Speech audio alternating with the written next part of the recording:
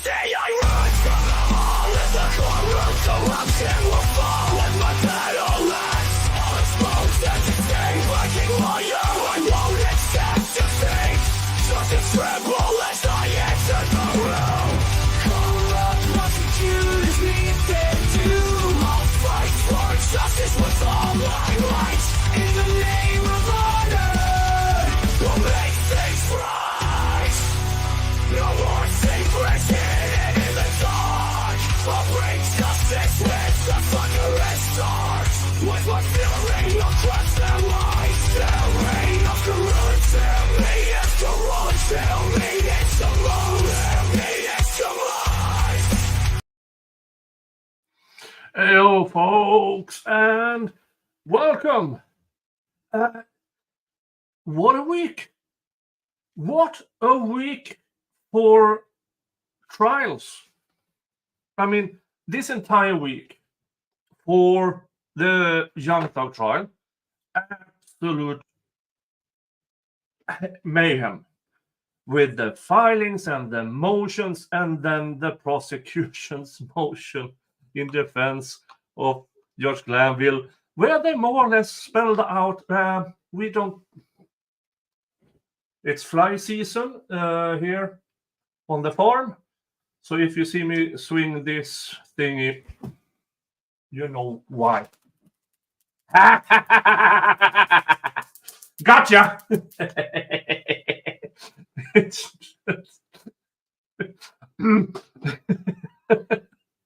where the prosecution more or less admitted the judge isn't really competent to make the ruling if the three prompts are done or not.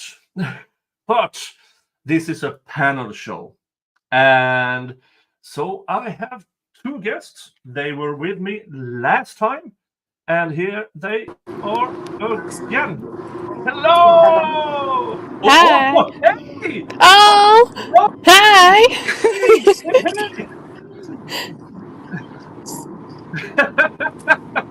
Where are you guys going? We've been all kind of places today, guys. Oh, yeah. Hi. And No. we found out we have the same birthday, you guys. Birthday! Oh, is it today? No. We could pretend it's today. Happy birthday, Kayla. Sylvia. Hey, it works with Valhalla. He has birthday every day of the year. So can you.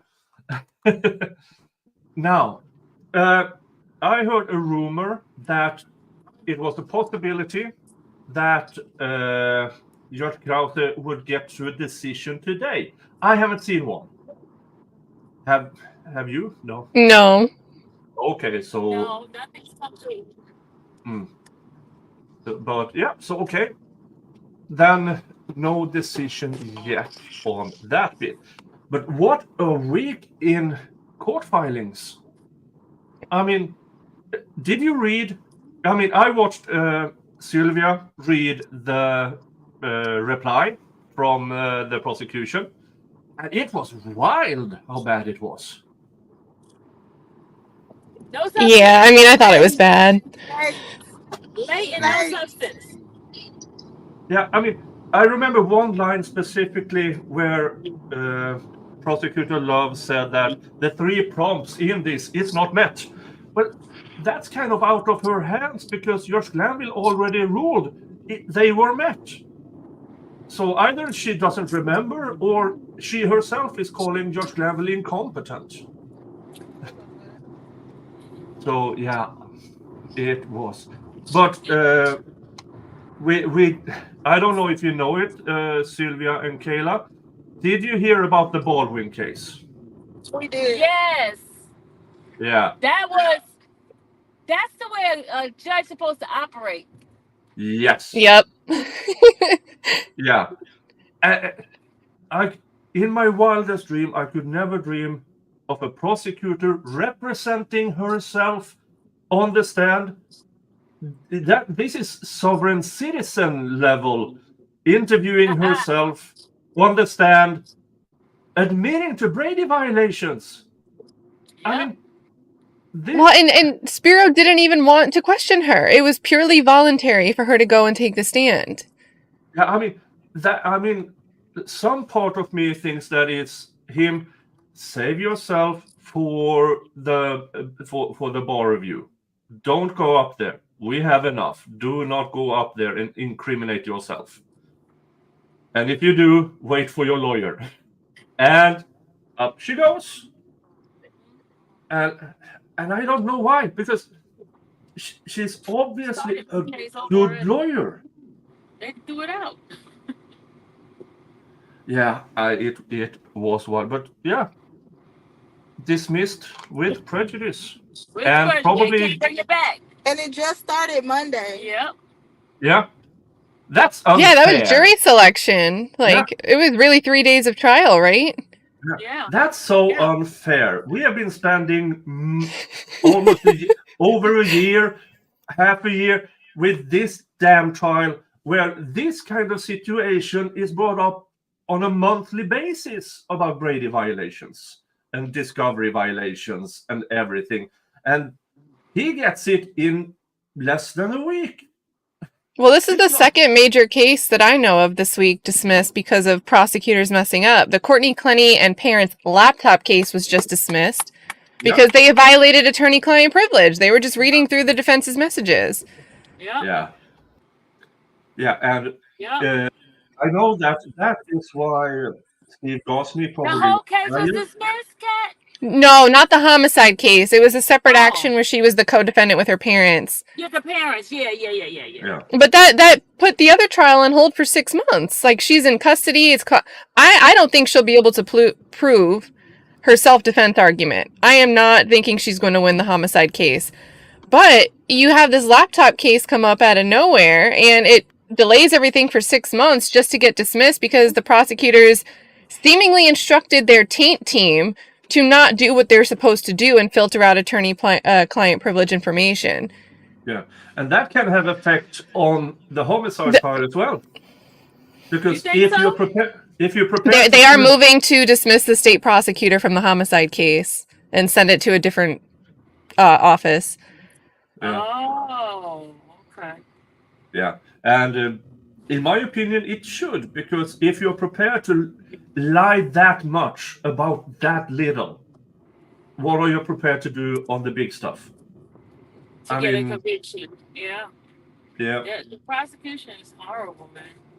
Yeah, but that's also, I think, why the Miami-Dade hired Steve Gosney to train their prosecutors in ethics.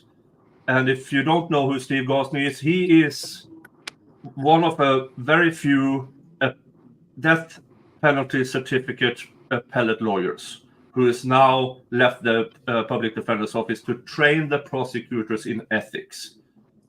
And in Miami-Dade. We also had little Boosie who had his case dismissed too. Yeah. That was today, right? That's why you did that this morning, right? Yes. Tell us all the tea.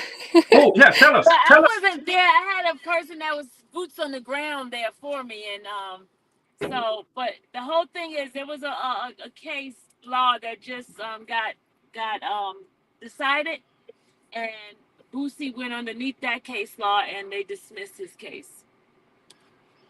Okay. Yeah, as it should.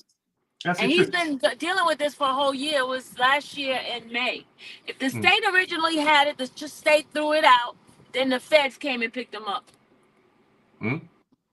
I just discovered I forgot my nicotine pouches. So you talk amongst yourselves. Don't get me yeeted. I think it's crazy, though, thinking about the Baldwin trial and how it was 3 days. I mean, that's crazy. Even if nothing went wrong, imagine the calendar control. Yeah. Oh, she was not playing with them. I think I could have heard it wrong, but I swear at the end, she had said, all right, 15 minutes from each side, is that enough? And then I don't remember either side making arguments against the motion to dismiss. And then she just gave her decision that she was dismissing with prejudice. Like, it's like she was just like, all right, I already know. Let's just get to it. She was not playing with them at all. She was like, we're not wasting my time. Did you guys catch the last line of questioning for the Alec Baldwin trial? The who? Oh, I'm not going to say the certain words, but really the last thing on the record, because Carrie Morrissey, Special Prosecutor Carrie Morrissey, thought it was a great idea, a Hail Mary, to try to get up on the witness stand and save her case. Alex Spiro, the last thing he asks her about is, and you don't really like him, right? She's like, oh, I like his movies. I'm fond of him. I like his stuff. Well, didn't you call him a COCK sucker? And she's like, I don't remember that. And you got to watch a prosecutor try to wiggle worm out of possibly getting caught in a trap. And that's the last thing on the record, the last line of questioning before her case, before she took an L. So, yeah, and I don't understand why, because when she saw the writing on the wall, all she had to do was go out in the hallway, offer the best deal possible, and if turned down, walking back into court with this review, we move for a dismissal with prejudice, and not incriminate yourself. yeah, I didn't think that was wise. And then if anyone tuning in was familiar, they heard Alec Baldwin but didn't tune in today. I mean, this all went 0 to 60 today, clearly. But when Carrie Morrissey got on the stand, we ended up finding out that her whole prosecution team was abandoning ship. Even Erlinda Johnson, who's the one that everyone says looks like the judge, Judge Summer, she quit today. She quit today. She said, I'm out of this case. I want no part. Yeah, I mean, is there anyone left? We're not staying. She has to go upstairs and come back down. Okay. Okay. Did they get stopped by a cop? No, we didn't get stopped by. I think any food. Nick, where'd you go? We are inside the Why your phone not charging? Why her phone not charging?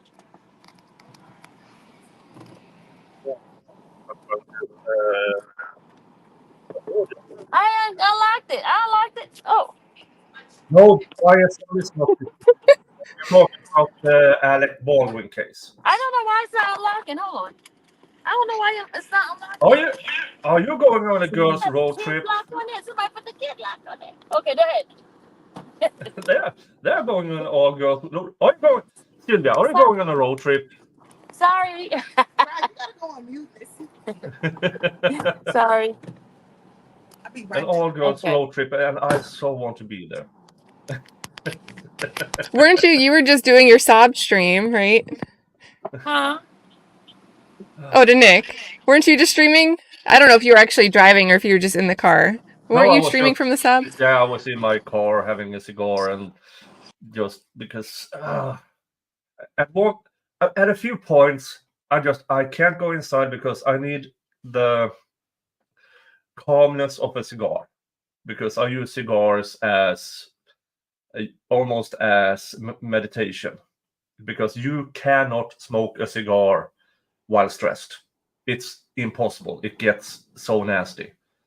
So while I'm lighting it up and talking, I feel my heart rate go down, blood pressure go down, and all of a sudden, okay, now I'm good.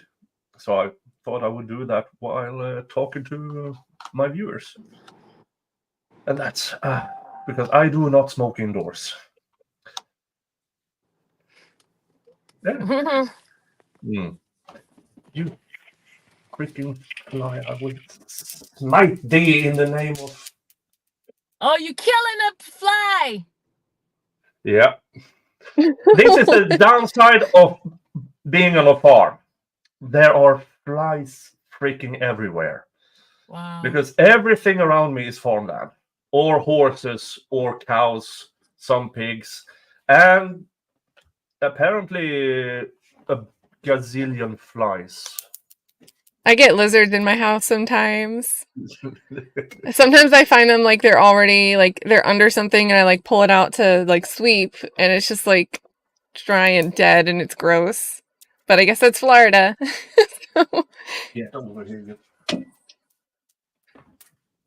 don't knock down the liquor cabinet. Jesus Christ, there's a lot of them. Maybe I should take a shower. I don't know. Now let's get back to the YSL trial.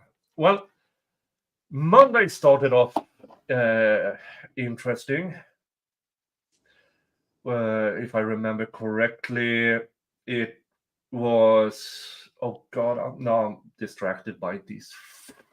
I'm going to curse out loud soon. Wait, don't get demonetized. Yeah.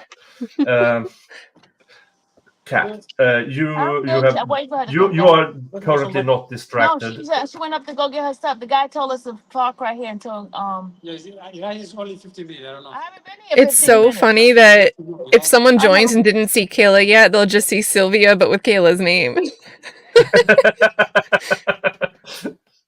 But Kat, I do see YNW Melly in. Someone just mentioned the YNW Melly trial. That is extended out for another year.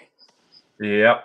That is going to be not fun. He's basically, it sounds like solitary. They said his cell doesn't have a door. He doesn't have any interactions and barely even with the staff. Yeah, which is why, since it was a hung jury, that in itself should give him at least a bond hearing. But no. Maybe if I have a beer, I will stop caring about the flies. I also think we just keep seeing that with so many trials. Obviously, with YSL, they've been sitting in custody. We have that becoming an issue with Courtney Clenny. She's supposed to request another Arthur hearing. In Florida, that's essentially a bond hearing when you're facing a life charge. And it's just like, how long do these trials take?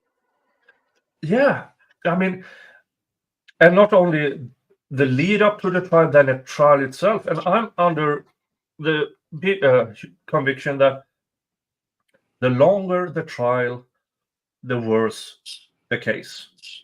You don't need a long trial if you have good evidence. And going over to the double homicide a few weeks ago, 3 days. And then a few weeks later, sentencing. Yeah, the share or the needle or whatever. Because it was such a good case that the defense, they didn't have anything. That's the guy with the Indian sun thing on his face.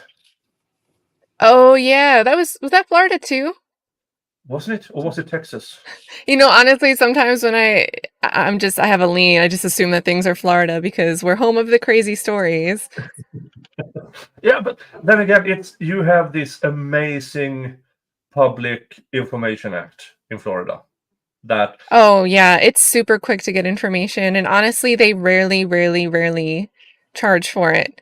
But to request 4 days that weren't even complete trial days, they were short days from a New York court, and waiting. I didn't ask for like overnight response. It cost $2,600 to get 4 days of testimony in the Jonathan Majors trial. Oh, $2,600. Wow, that's That stuff more than costs a I'm lot. making. Yeah, that's what I make in 3 months on this channel.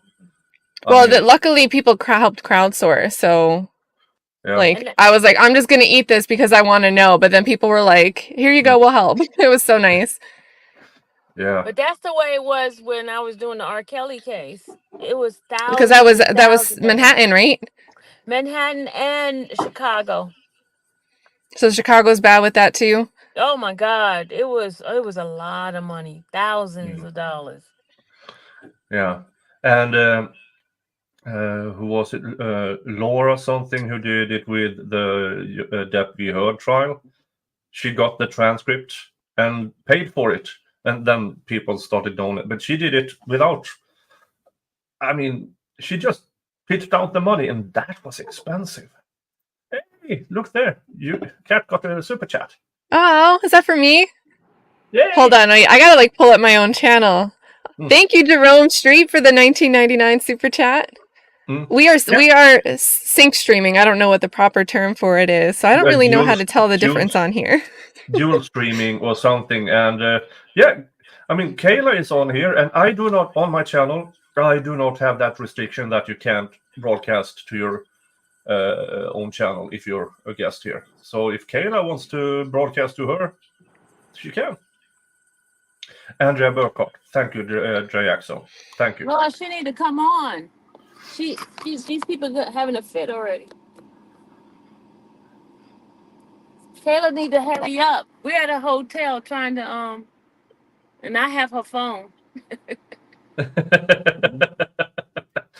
Yeah. I'm surprised you're not getting her calls. I'm not answering it, but she needs to come on because these people gonna have a fit. Mm. Oh, really? King Cooley said case was in Florida. Thank you. And now soon possible Rico in the Folio case. I don't know about that one. Yeah, that was in Florida, and that was a decently. I don't want to say it was a short trial, but considering that every other time we have something that involves someone that's kind of known, it seems to drag out. I feel like that was proportionately faster than what we're seeing now. Mm. But it was pretty clear cut, and they had one of the witnesses came in and kind of told on the rest of the other three. So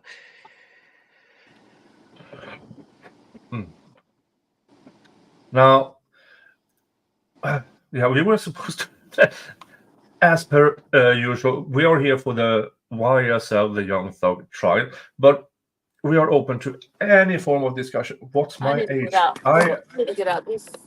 I'm over 50, let's just say that. And the reason why I don't disclose my actual age and my actual birthdays, Sweden is a bureaucracy. It's a social democratic bureaucracy.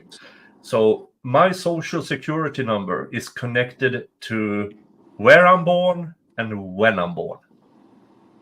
Yeah, that makes it really, really easy to nick identities, and I don't that. Hence, I will not reveal it. But I'm over 50, and I'm a Taurus. If you go by. I'm an Aries, but I don't think that I don't know. I don't read too much into that. No. Since it's all made up, I always say, "Oh, what's your star sign?" I say Batman, because if you have the choice, always choose Batman. Can you imagine if they start arguing for, Stay away, I'm innocent Kayla. because of my zodiac sign. Thank you, Brandon. Every 5 minutes, Kayla is late. I give Nick $5. Stay away. Oh, I didn't realize Brandon has a Florida man can in his picture. Oh, does he? Yeah, he does. I didn't realize that. Thank you, Brandon. Oh, come on, Ohio. Don't be rude. Be rude to me, but don't be rude to my kids.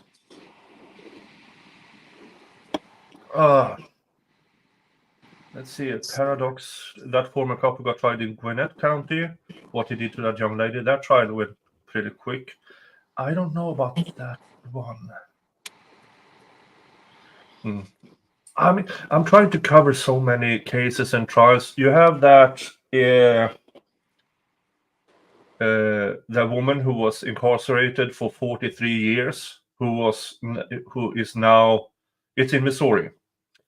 She is on her way out because the appeals courts said there's clear and convincing evidence that she is actually innocent. And the Attorney General opposes.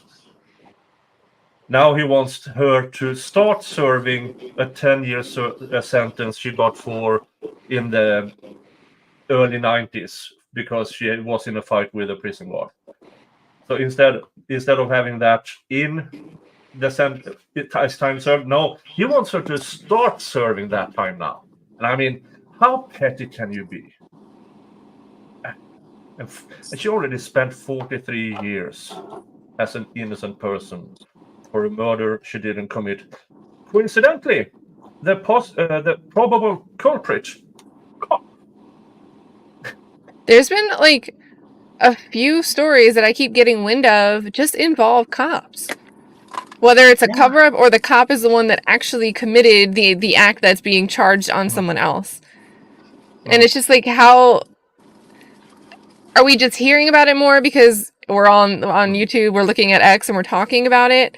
Or like, what is the reason that it's finally coming to light, maybe is the way to put it? Yeah, I mean, it might be finally coming to light. And Nokura said, is there a list of long-lasting trials? Yes, there are such lists. And for instance, the O.J. Simpson trial lasted for almost a year, if I remember correctly. But the longest trial in U.S. history lasted 7 years. Was But it like that an is like- estate case or something? No, it was a criminal case. But it Oh. had a 3-year pause in the middle for something. I think it was in the 1920s or something. So I'm not entirely, but I just checked a few weeks ago. I just looked it up because I thought to myself, oh, we got to be up there. But the YSL case, the trial, yeah, if you count in the jury selection, which you should because it's technically when the trial starts, then it is a longer trial than the O.J. Simpson trial. What was the average lifespan in the 1920s? It's like well under 60, right? Imagine spending like 7 years of your life as a juror when you only Oh. expected to live to like 50 years old. Nice.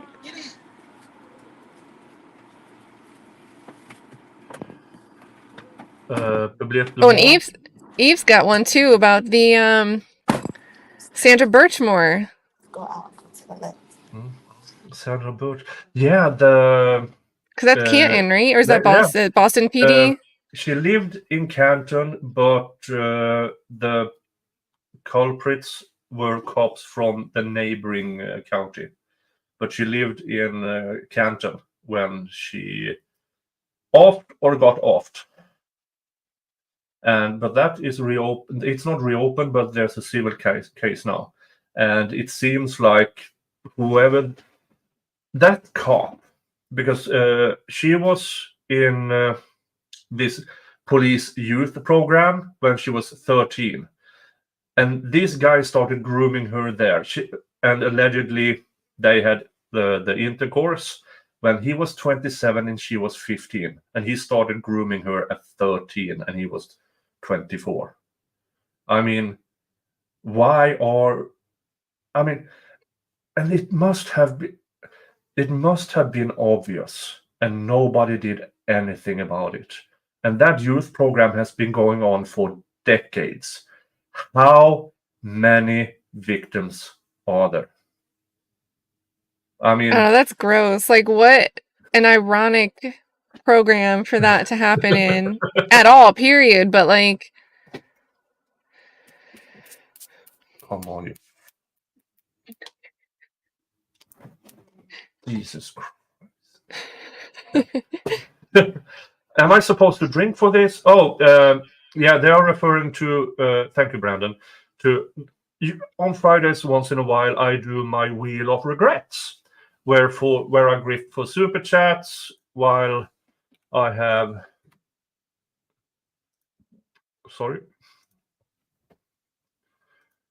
while I have this up. Hold on while I get it up. Phrasing. yeah.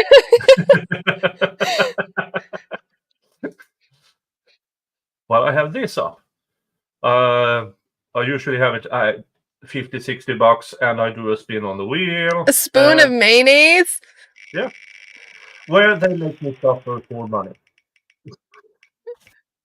Yeah. Oh, I shouldn't have said it. Is it going to go to vodka shot? It's right on the line. Oh, I'm sorry. I jinxed you. I'm sorry. No, but we're not near the money needed for me to actually do what it says over there. But I mean, I have my hot sauces. All right, so we've got questions about the Baldwin case again. So with the Baldwin case, you guys, it is done. It cannot be retried. Dismissed with prejudice. It was a huge L for Special Prosecutor Carrie Morrissey, who, by the way, like, special prosecutor means she's an attorney in private practice. She doesn't actually work. She's not hired by the prosecutor's office. Like Nathan Wade. Yeah, perfect. Put it into terms we can relate to, remember. Special prosecutor, private practice, but I don't believe Morrissey had to boink to get there. True. She just had to win one case where the first defense attorney for the other person being held to account for the death of Helena Hutchins. Yeah. She went up against a pretty backboneless defense attorney, Jason Bowles. Yeah. But this time with this level of lawyers, I mean, there's a difference between lawyers and lawyers. There's no arguing about it. And Alec Baldwin can afford to hire the top notch.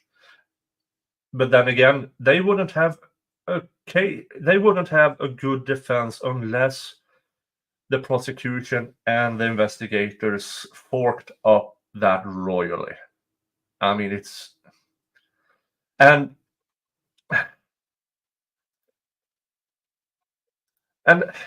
I see. I mean, you see much of the same things in the YSL case, specifically Detective Velasquez on the stand admitting that when he takes down witness statements, he erases the ones he doesn't like and keeps the ones. So they tell him something. I don't believe you. Tell me something else. I don't believe you. Tell me something else. That's more according to my current theory. I would say that one. And it under oath. Well, and it's layers and layers of that too. And if we don't find what we want from someone saying it, we'll go and find a keyword and do a Twitter search to see if we can find anything from anyone, anywhere, ever that could be related to not even anyone in YSL, but Rock Crew and. Yeah, Kayla, you're muted, by the way. You're muted yourself. No, the other button. Now you're off screen. You're new at this, and you're in the car. And I'm trying to. I haven't muted you. And that's also the wrong button. We're almost there. We're almost. We're gonna run out of options, and it'll just work eventually. Yeah, and apparently Detective Velasquez. Oh. Yep. It actually was not user error. It's the phone. It was something wrong with the phone. Yeah. Now, Kayla, you have been a lawyer for a good number of years. Detective Velasquez. Do you remember him from the trial? He was early on, I mean, month 2, I think, in January, February, who on the stand, under oath, said he erased witness statements until he got the statement he wanted. Apparently, he and the other detective, whose name I don't care about, they are having a true crime show where they solve cold cases. I won't mention its name because I don't want people to go there. Yeah. Don't be rude to him, even though he's a bad cop or a former bad cop. But how can you? I don't understand. He admitted to it on the stand under oath. Nothing ever happens to cops. Nothing. And it's infuriating because how are we supposed to skim out the bad cops and keep the good cops if the good cops protects the bad cops? It's so sad because I see this a lot. Like, it's crazy because it's hard to know when my client is telling the truth or if my client is lying about what a police officer did to them. You know, at the beginning of practice, I used to just be like, that couldn't have happened. You know, like, just so young and naive and just thinking police don't do things like that. But the more and more I practice, the more I be like, maybe I need to subpoena that body cam or maybe I need to check to see because there's so many times where they are telling the truth. Yeah. But then again, sometimes you have people like Woody. And I know the more I learn about him, the more I like the guy. Now, I know about his past and everything, but then again, I've represented bikers over here.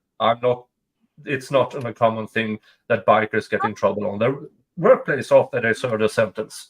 But Most of these are deep down good people who just went into life sideways, and some people it works out for. Yeah.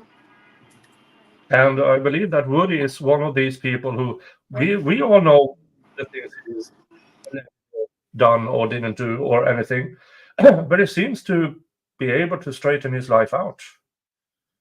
King Cooley, can lawyers lie in court? No. Well, You know how it goes. They can, but they're not supposed to. They're not allowed to. They have a duty to the court. yeah, there's a duty to the court. But if you are a fantasy reader and the Robert Jordan books and the I Said Die promise, you cannot tell a lie. You can phrase things in different way. So it sounds like you are answering a question without revealing something. So, yeah. Well, Morrissey did that when she took the stand today. She was like, well, I can't say right now if I have may or may not have said that, but if you can show it to me, then maybe we can see. That's a very... Because she's also a defense attorney too, but she's acting as a special prosecutor in this instance. She knew she was stupid for getting up there. But once she pulled that plug out, she knew she didn't want to commit to saying no to something that she could be confronted with. It was so It's almost bad. like self-incrimination. Like she was like... Yeah. How can you go up on the stand and admit without being questioned to Brady violations? I mean, she always had the option to stand up with the recent development. We have reviewed the case and we agree with the motion to dismiss with prejudice, and then taking her chances with the bar association, because nobody cares what happens in the bar association. Nobody will watch that or read about it. You might read, oh, she got a bar complaint. She might even get a fine. We don't know. But now the world knows. I mean, there were, I think at the peak I saw there were close to 100,000 over at ED. I mean, well, as soon as the jury got sent home, the internet was like, oh, what's going on? So even if you weren't tuning in today, you thought it would just be another slow day, you'd catch up later. Everybody was starting to tune in. Yeah. We should take an oath every time they enter a courtroom. I mean, the rules of conduct always applies on a lawyer, an officer of the court. That's ongoing all the time. Ironically, guys, we're at the state bar right now at Georgia Parking. You know, lawyers get to park for free at the bar. Good to know. That doesn't help me, but...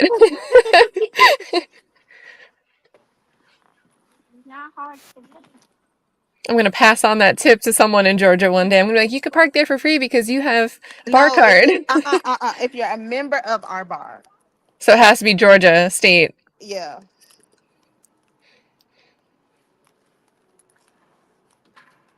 Are you muted, Nick?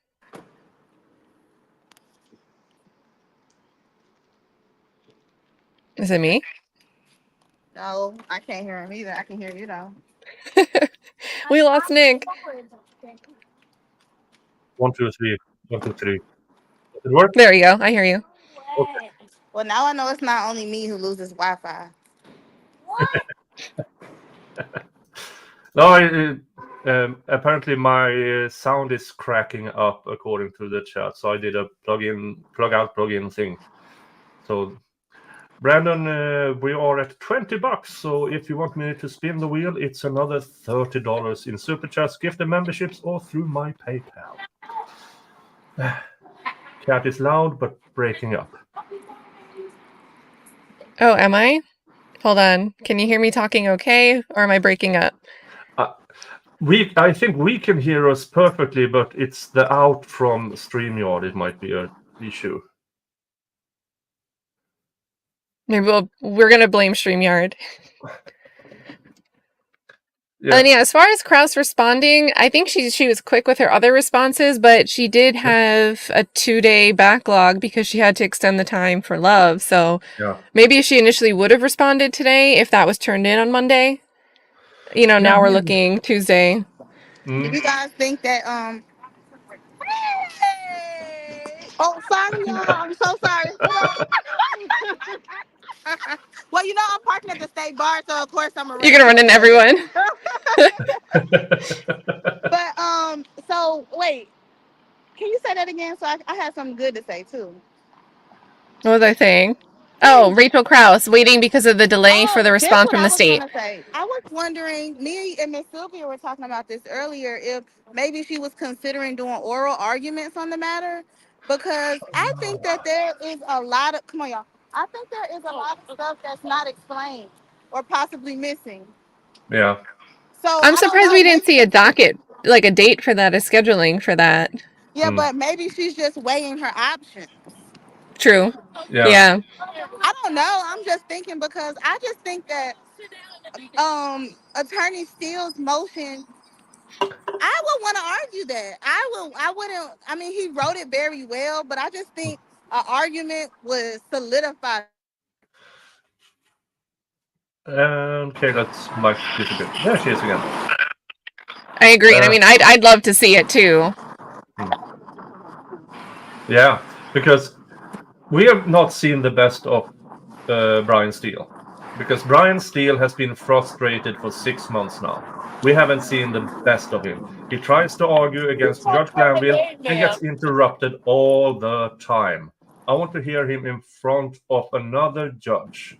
Because we know he's good at this. He's won so many appeals. We know he's good at it. And I want to hear it. Right. I want to too. And I also want to hear what the state, you know, I mean, I want to hear what how did the three prongs are not met when they were already said they were. Yeah. I mean, Judge Glanville already ruled on that.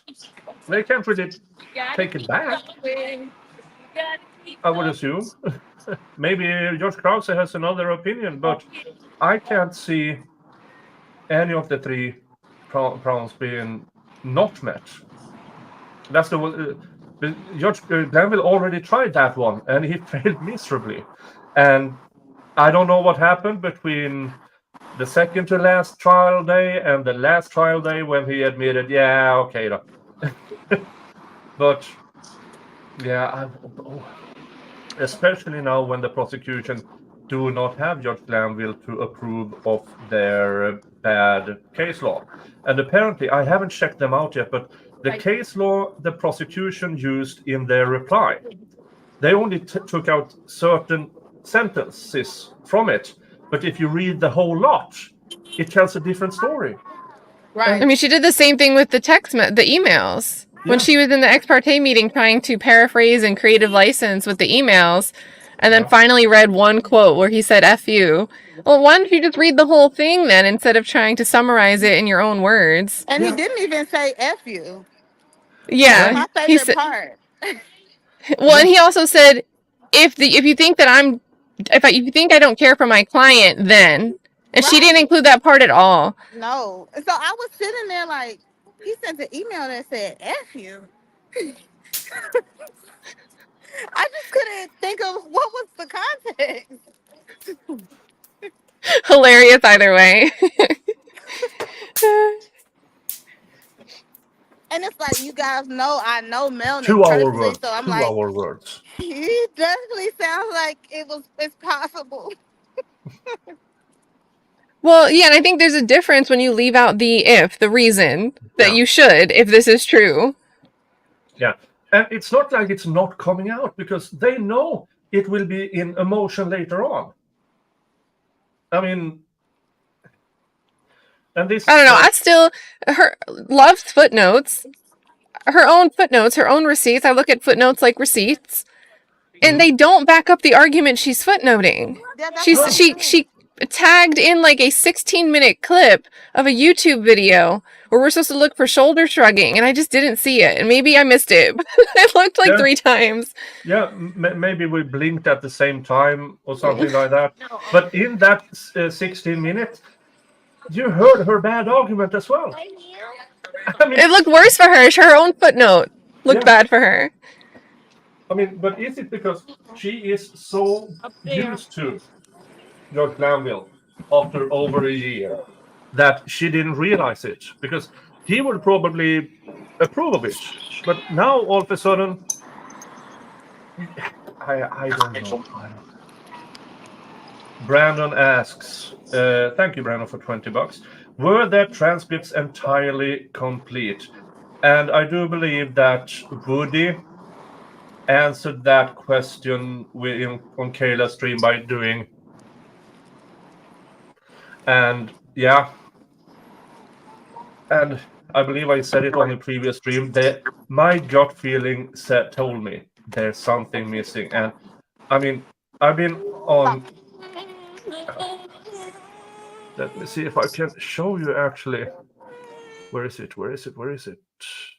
Like the timestamp difference, like if you added in some ums to act like you were speaking like Glanville, because he is a little bit long-winded when he speaks. I will show you from my years in the European Parliament as a documents analyst.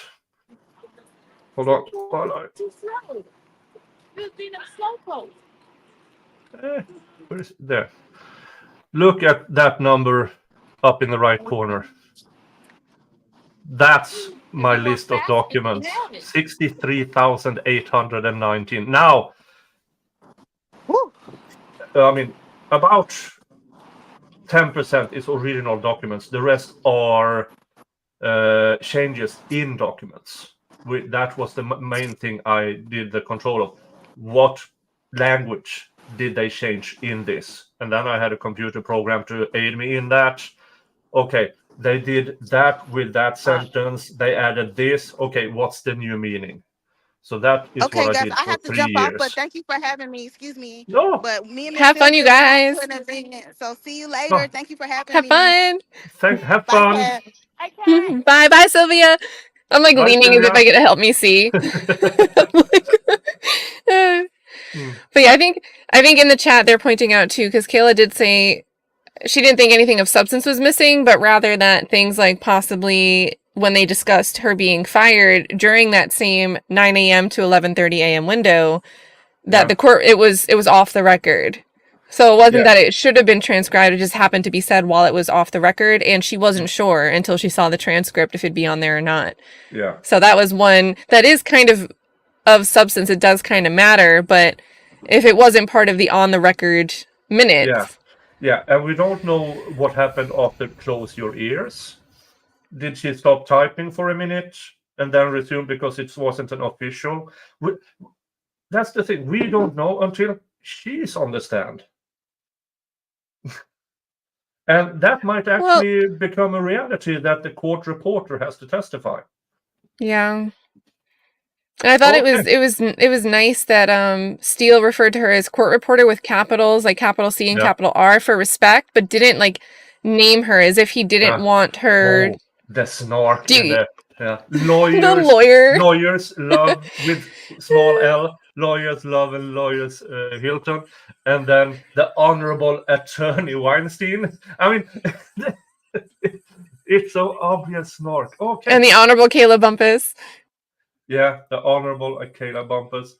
And with that latest, it's okay. It's time for the spin of the Wheel of Regrets.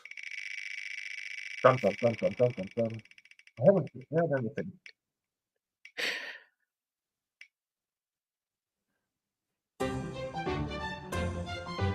I like the confetti. I need to get. You go ahead and talk while I get things. So, vodka shot, guys. What kind of vodka, if you drink vodka, do you drink? Because a vodka shot doesn't sound that scary unless it's not good vodka. And then all of a sudden it gets a lot scarier.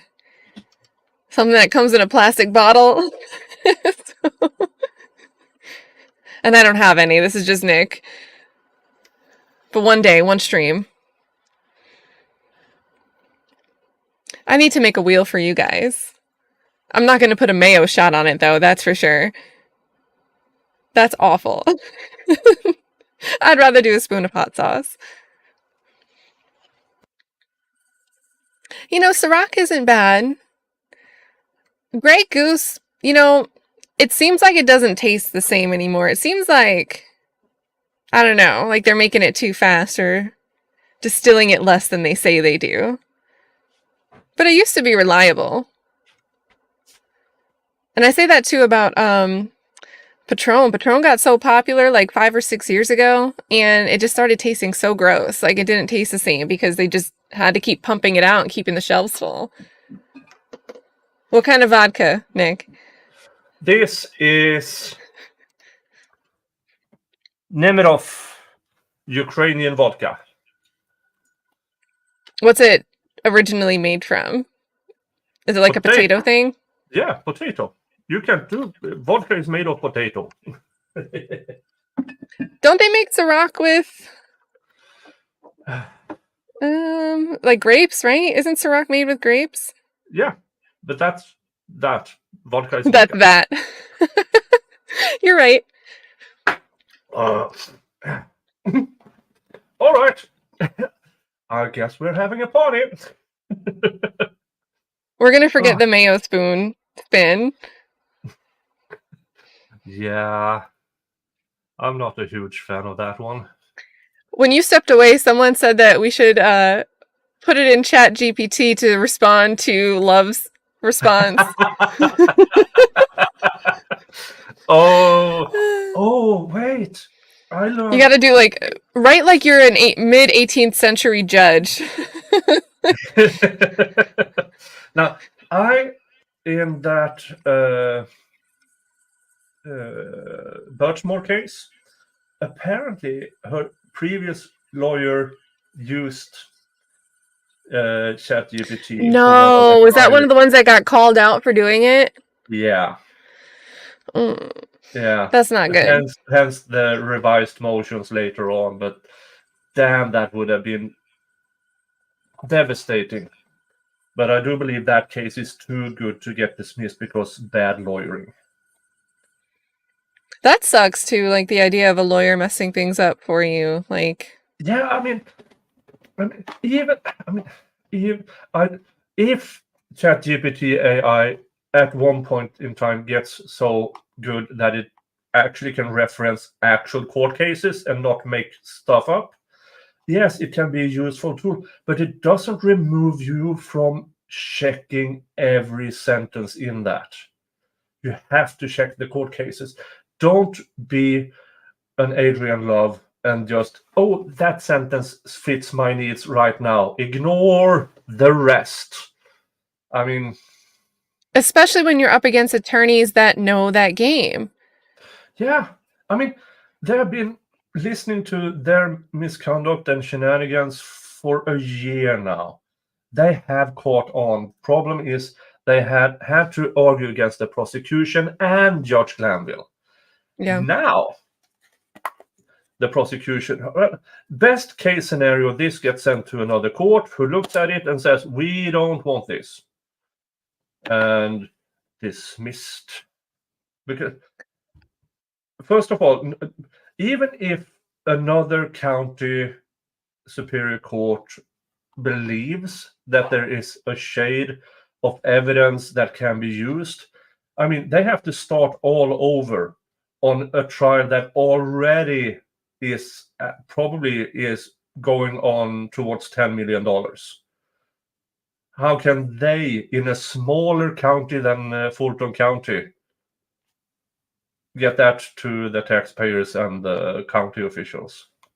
Well, I think the other problem too is there are times where I think, hey, if they had to start back from the beginning, you know, sometimes I think the state would be at an advantage because they could tighten up some things that may be superfluous or cumulative and make it cleaner for the jury, present things in a different order. Other times I think the defense would be at the advantage.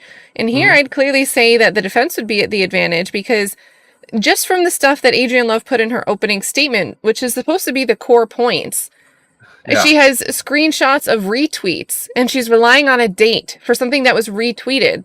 That's not the date that something happened, but she needs that retweet to have happened after one of the crimes, one of the underlying acts. because she wants to say that that tweet is about that. But that tweet happened before it. Yeah, and then you had that cropped video, 2 times cropped video, that was published on another site. It wasn't the original, and it was so obvious. But I'll allow it. George Glanville is.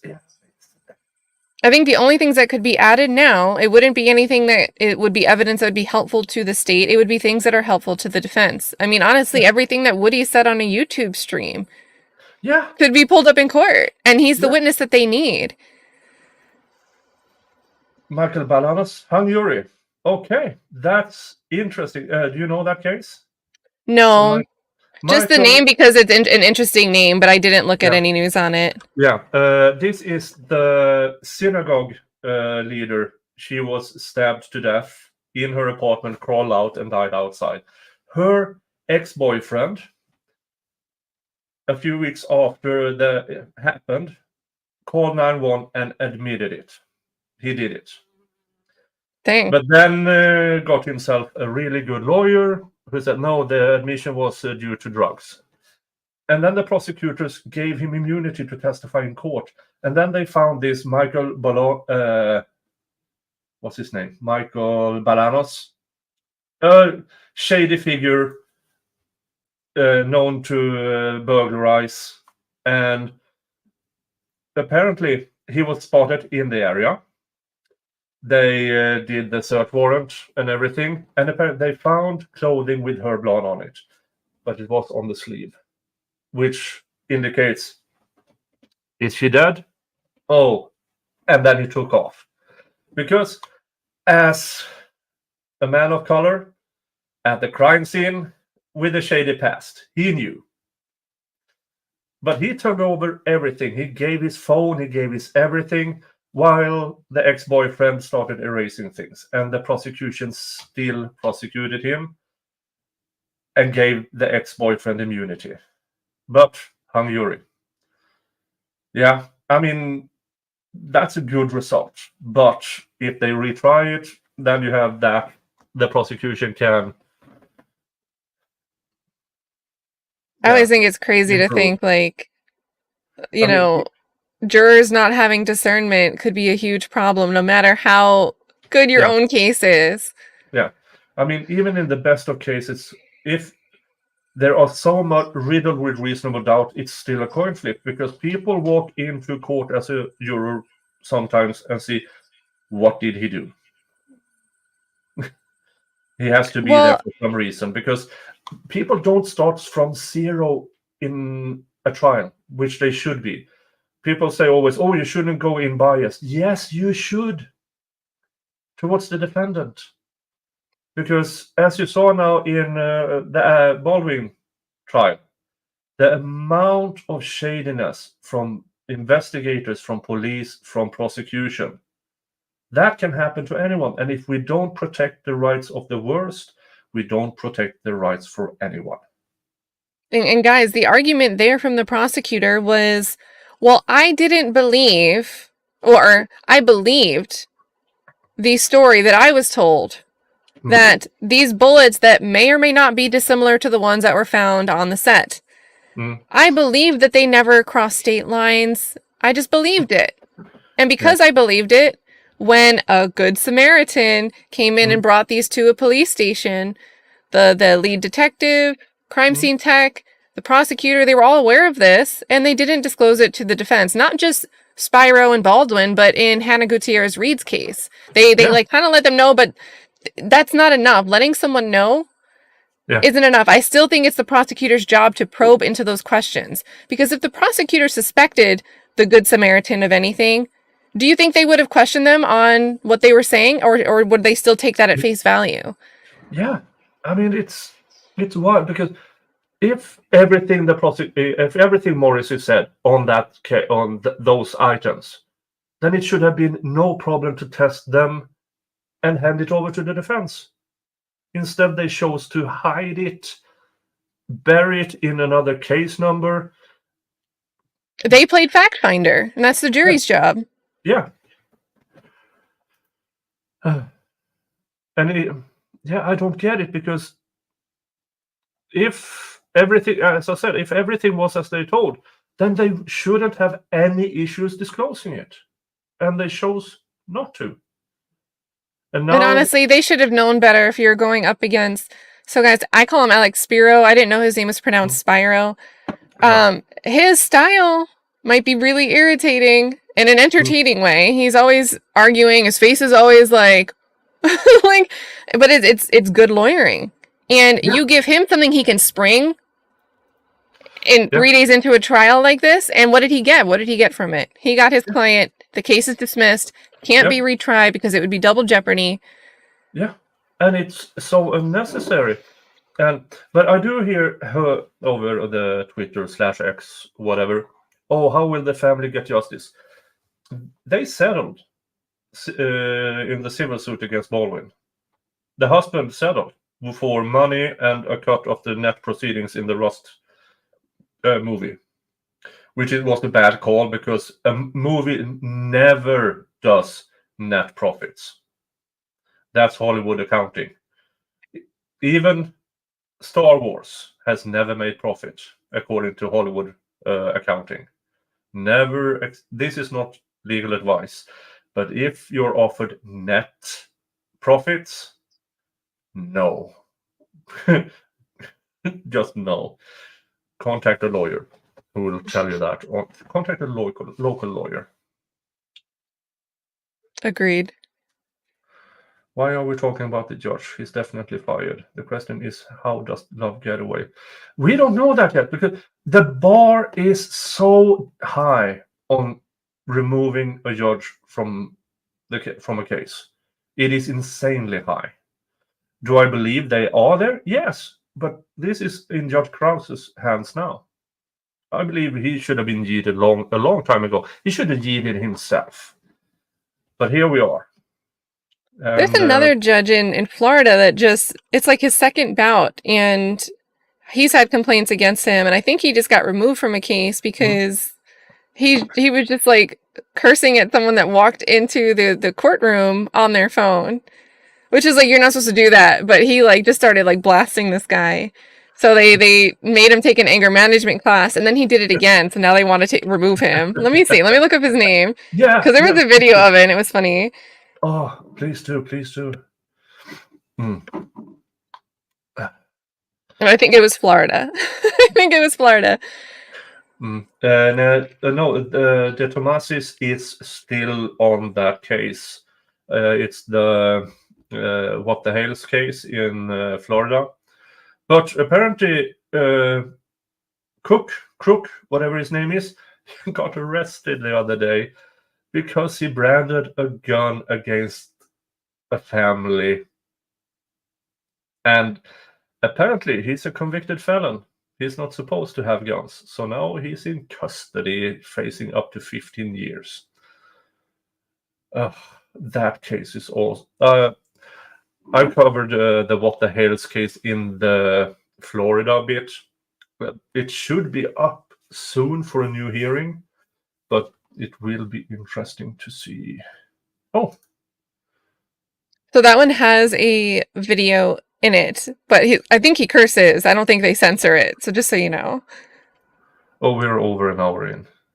And I made a video a few days ago, and I used the word twat a lot, and F-twat, and stuff like that, and monetized. So I'm okay.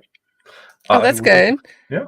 You know, I always think, and I was thinking about this after, I think it was on Valhalla's stream, you were talking about it, and I was wondering if the way you pronounce Viking, if maybe they think you're saying F-U-C-K. So if you start off your stream saying, you know, I'm the Viking, maybe they think that you're saying the F word. Oh. Because of your accent. And you know how caption readers are.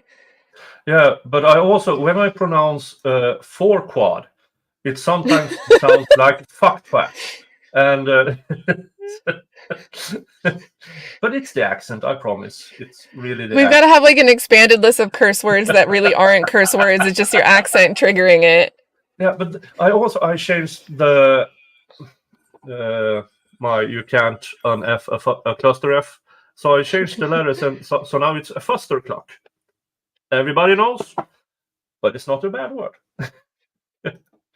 Let's see what it says here. Oh, was seen cursing in the courtroom and is facing but it is in Seminole County. Yeah, so Florida.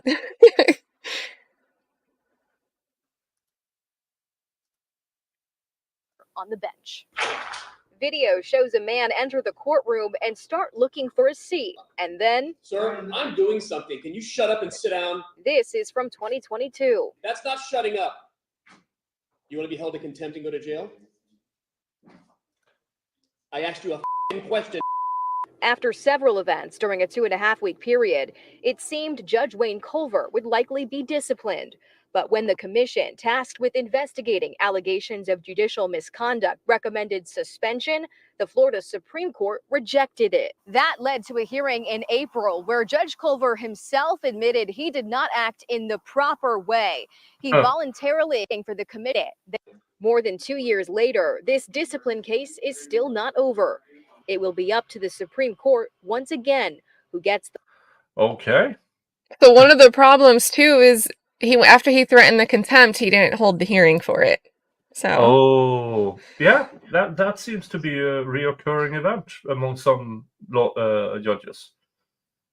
yeah, I thought that was funny. Like the guy walks in, he's just looking for a seat. I had it wrong. I thought maybe he was on the phone or something. He was just quietly going like this, and they're like, "Excuse me, you causing all the problems, contempt." What? What's going on? Wait, he's been blocked from what? Oh no. Oh!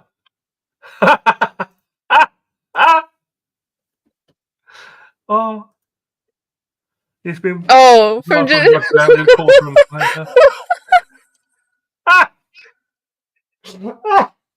okay. Oh my gosh.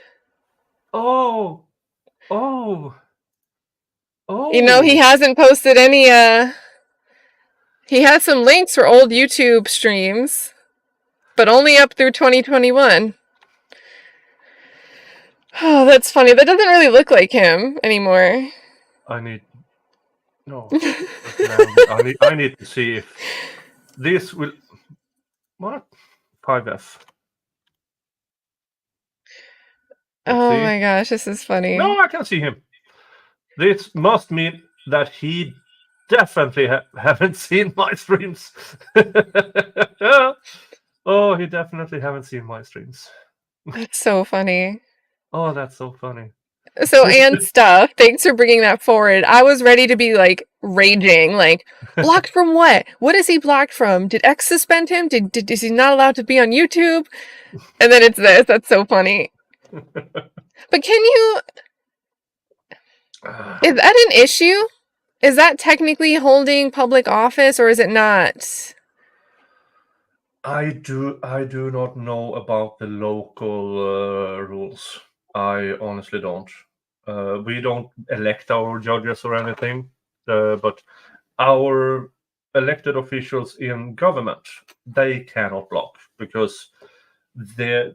he said it's a fake screenshot.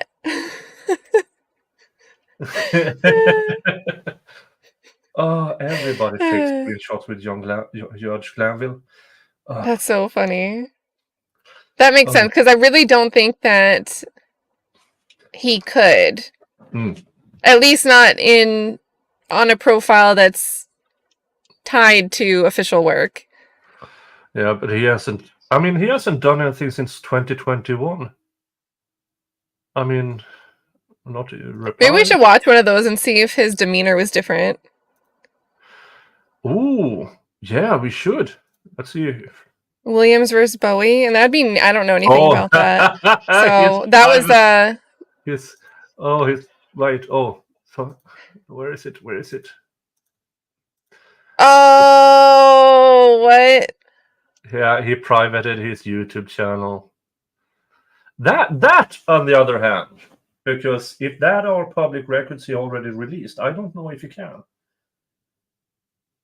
Imagine it's like cited in a footnote and then he took it down. I have to check. Judge Anvil. No. Yeah, there's going to be so much from... And the YouTube filter, when you try to search for a channel, kind of sucks. Filters. And then Eric in the chat, Alec Baldwin was only facing like 18 months. Yeah, I think that was it. And that's a New Mexico statute. If he'd been in another state, I think he would have been at a higher risk. We do have one video. Yeah. 14 minutes. Did he say, all right, I'm done and just close it down? What happened? Oh, it's Max Short. And Christina Weaver. Ms. Weaver, you ready, ma'am? Yes, He looks different. Okay, all right. All right, folks, just give me 1 second. All right, we're going to go on the record at this point in time. Good morning, council's interested parties. We're here on the record in the matter of the state of Georgia versus Garrett Davis in 12 SC 112772. This is a motion for new trial. Let me go ahead and first identify everyone for purposes of the record. We have for the state, Ms. Juliana Sleeper. For the defendant, Ms. Christina Kempter. I'll note for purposes of the record that we are holding these proceedings via the video teleconferencing platform called Zoom, and the proceedings are currently live streamed to YouTube. Mr. Davis is in fact with us via Zoom from remotely at Smith State Prison. Ms. Kempter, do you have any objections in us proceeding forward in this particular matter, given that we're still kind of at the, well, it depends on who you ask, the trail end or just another phase of the global pandemic, coronavirus COVID-19 experience? Madam, do you have any objection? I do not, Judge. Good morning. Okay, bye. Is this like the Star Chamber? Is this his chambers? Let me go ahead and just kind of, I want to talk with you all just a little bit. And good morning, Mr. Shard. I see you on the platform as well. I need to account for some other people. My staff is Ms. Romana and Ms. Grant and Ms. Roberts. Who is Ms. Sessions and who is Ms. Robinette? Are you all from the Department of Corrections? Robinette is his mother. All right, madam, you have to turn on your camera if you're going to be a part of it. Okay, let me do that. Ms. Sessions, madam? I'm his mother. Ms. Sessions, Brenda Sessions is his grandmother. I'm not sure if she can turn it on because I know she might be streaming from her phone. All right, Ms. Sessions, can you hear me?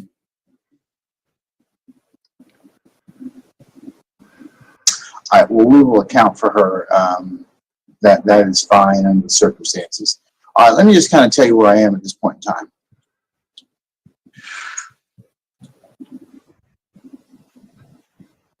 He doesn't know. He's like, let me figure it out. For new trial that was filed on the 10th of January of 2014.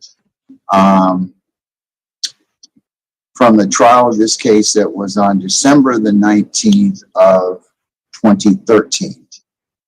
Thereafter, and that was filed by trial counsel Mr. Max Sharp. Secondly, on February the 7th of 2014, Mr. Davis filed a pro se motion for new trial. Thereafter, on the 7th of April 2014, Mr. Davis also filed a amended pending motion for new trial. Thereafter, Veronica O'Grady, who was appellate counsel at that point in time, filed an amended motion for new trial, and that was filed and received by the clerk's office on 9/16/2019. The next filing that the clerk shows is a second amended motion for new trial, and that was filed by Ms. O'Grady on the 3rd of April of 2020. Thereafter, a supplemental amended motion for new trial was filed on June the 30th of 2021, and that was filed by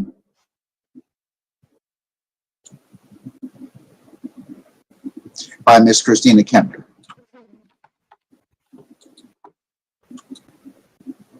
Thereafter, on December the 10th of 2021, Mr. Davis filed a pro se. That's always a good idea. Filing pro For se. us. It's always a good idea for us watching. Motion for new trial.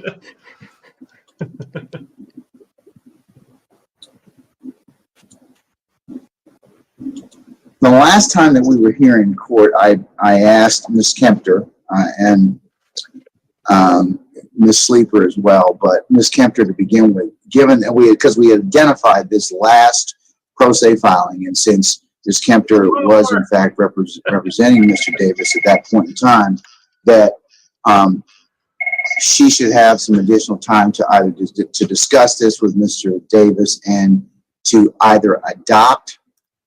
I just need to say, if that happened in court, Judge Glanville would lose it.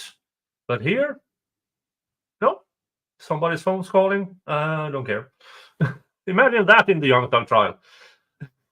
Well, and I was also thinking, like, this is why the ex parte meeting could have been as long as it was, because take the words he's actually getting out, put that in a transcript without the ums and the filler words, and let me just read that. It would be a third of the length of time it's taking him to say it. Yeah. Now, in my reading, I did had commentary. I mean, and it's still, yeah. So it's still even so, and so there's a good half hour missing, in my opinion. And even if his accounts for 20 minutes and my commentary is account for 10 minutes, that still leaves 20 minutes. The chat is hilarious. Did you see that? There's a jar, and then Slick So Famous says, "I know I'm drunk, it's a jar in here." It's jar. Yeah. Oh my He pops gosh. up every once in a while. He says, "Nick," and I say, "Yar." Next time before one of these, I'll go get something to drink. We need 2 people named Yar and 1 named Binks. And Binks, and I'm yeah. going, and then I'm going to lose it. My jar is a quarter full. Oh. Oh my god, YouTube is so funny. Have you had Judge Glanville in your chat yet? That's my favorite. No, I have had Jodi Aris in my chat. Oh, I was there when that happened. I think it was 2 different days I saw them. Days. Yeah. I had, what's her face from the Zachariah, Sadie from the Zachariah Anderson case, the person who Zach's ex, who was the one pointing the finger at him and then lied her ass off in court and in interviews. Yeah. And got convicted. And she was in my, you don't know the full story. And first I thought someone was pulling my leg, so I don't care. But apparently it was her. And that's crazy. Yeah. And Dave on MLS, God of Law, he said, she's welcome on my show anytime she wants to tell her story. Anytime. Yeah, I did that once and the offer was not taken up. And then they came back and said, your people want to hear from me. And I'm like, well, I invited you up. It was, it's a woman who, if you look up her name, she spelled her name 2 different ways. I don't remember what it is offhand, but I looked her up and she had like dozens of filings. She opened up all these cases against all these different people. And she was most recently suing Scottie Pippen and the Bulls and Larsa Pippen and Scottie Pippen's brother. Oh, she sues half the NBA and everything. And, she was in my chat and it was really her. And she was just like a little... I said you could come up though. I'm not opposed to it, but I didn't hear anything. Happy Friday to you too, Jar. Look, Jar. No, so close. Somebody write BINKS in the chat. Hey, and yeah, you know, I think Roberta was saying a few chats ago too, like, do you think it could have been someone on the crew that set it all up? And I've always felt I watched most days of the Hannah Gutierrez Reed trial, but then I also watched a lot of the body cam footage of Seth Kinney. Seth Kinney had a way of, police have questions about something. He like runs down, shows up, and just starts storytelling with them, hanging out with them. And then recently, Salvador Dali Talks, he did a public records request and got a bunch of the text messages from the Hannah Gutierrez Reed trial. But since it's kind of overlapping, it's stuff that's relevant with Alec Baldwin's now dismissed case. And Seth Kinney was like texting with the lead detective, and people are joking because she has lip injections that she kind of looks like a blow-up doll. I'm not saying that myself, but it looked like he was simping for her. And he's kind of part of the reason a lot of this spun out of control, and the prosecutor thought she could control it.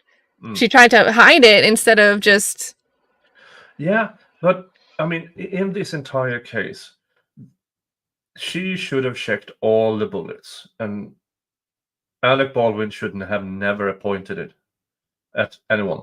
And I read through the Actors Guild union. Up until he was charged, they had in their bylaw, always check gun. It's always dangerous, always treated as a live gun. Even though people are telling you it's a cold one, always treat it. But then that disappeared when Alec Baldwin was charged, because apparently Alec Baldwin is on the board of the Actors Guild. Isn't that strange? And this is the secret reason they went on strike. I am a union guy. But I can't handle Actors Guild, and I can't handle cop unions. It's a totally different story. Oh. But let's continue listening to this. Or amend her particular motion for new trial. At this point in time, Ms. Kempter, did you have the opportunity both to talk with Mr. Davis about that and also to file any responsive pleadings as a result of that conversation? Yes, Your Honor. I did speak with Mr. Davis shortly after that. Was he drinking from a red Solo cup? The evidence. He's drinking from the evidence collector thingy. Aye. It might be a Coca-Cola something, but no, it's a red Solo cup. Oh, it's a conspiracy of the red Solo cups. I feel bad for Karen Reed. Yeah. I mean, no matter what happens, she will always have that little clique of people who believes she's guilty. Well, and I think they're really going to retry her based on the because the Commonwealth responded today to the defense's motion to dismiss. Yeah, they probably will, but I don't understand how. That's also a case. I don't see them improving, because they still have Trooper Paul, who is a moron. They still have pervert Trooper Proctor. They can't get away from those people. Well, I think Jen's only going to ham it up more. You know, a certain witness that wants their story to be told, then they find out that their story wasn't good enough to win a conviction. Yeah. I think she'll come back and just put on extra drama, extra flair. I don't think that'll play well. No, they already, from the beginning up until the trial, they improved their stories. And weirdly, they all seem to it's almost as if they talk to each other. Many times. Yeah, butt dialings and butt answering. There must be adult movie producers dreaming of that many agile assholes. But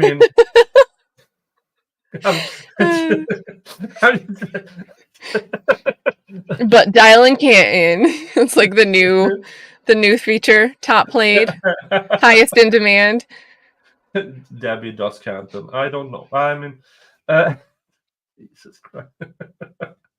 And yeah, guys, if you're missing it, we're talking about the Karen Reed trial, where like multiple witnesses had suspicious dials out and dials in, and short phone calls, like 22 seconds, but oh, it was just a butt dial. It wasn't really me. Yeah.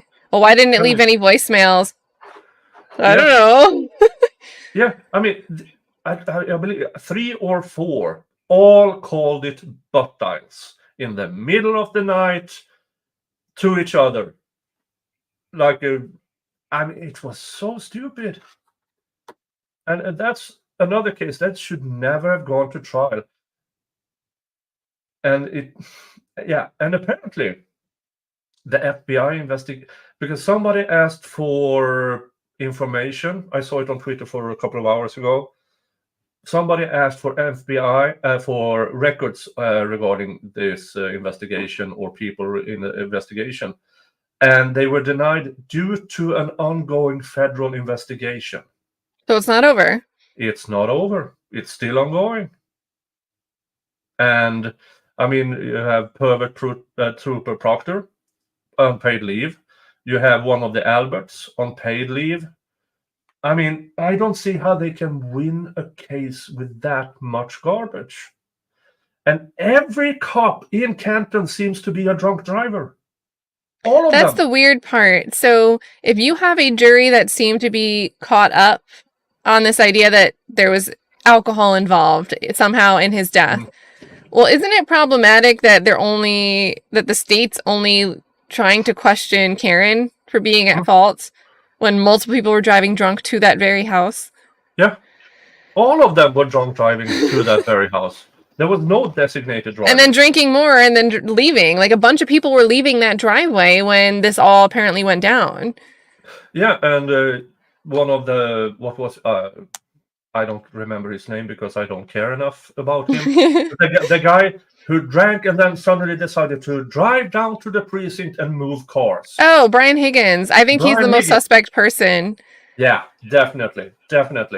And I mean, let's have the chat. Guys, you just had a great Friday. Would you go drive into work at 3 a.m? Would you drive into work at 3 a.m. after having a fun night out with your friends just because you had some work to do on a Friday night into a Saturday? Yeah, I mean, for me, it's every car he moved is one DUI. And he said he moved around a lot of cars. Yeah, I mean, and if you stack them all, I mean, we're talking 20, 30 years in prison. And then throwing away your phone and using a facility that you're not supposed to really use, but your friend helped you out. Yeah, and then they drove her car past 6 garages or precincts that were closer just to get to the Canton Dolly Portal or whatever his name is. Yeah, where someone decided to go and just work 3 in the morning. 3 in the morning. In the snow. In the snow. In a blizzard. I mean, the trial lasted, what was it, 6 weeks? 4 of them for were no reason. About snow. For absolutely no reason. Holy moly. They need Judge Summer on the case. Yeah. That's who needs to preside over these long cases. Yeah. And I mean, every judge are in the capacity to time limit the prosecution and the defense, for that matter. They can. They are allowed under the. I believe it's a federal rule, but I also think, if I remember correctly, I don't have all of this in my head because it's a large head, but I don't keep everything in it. It's mostly empty. Now I forgot where I was.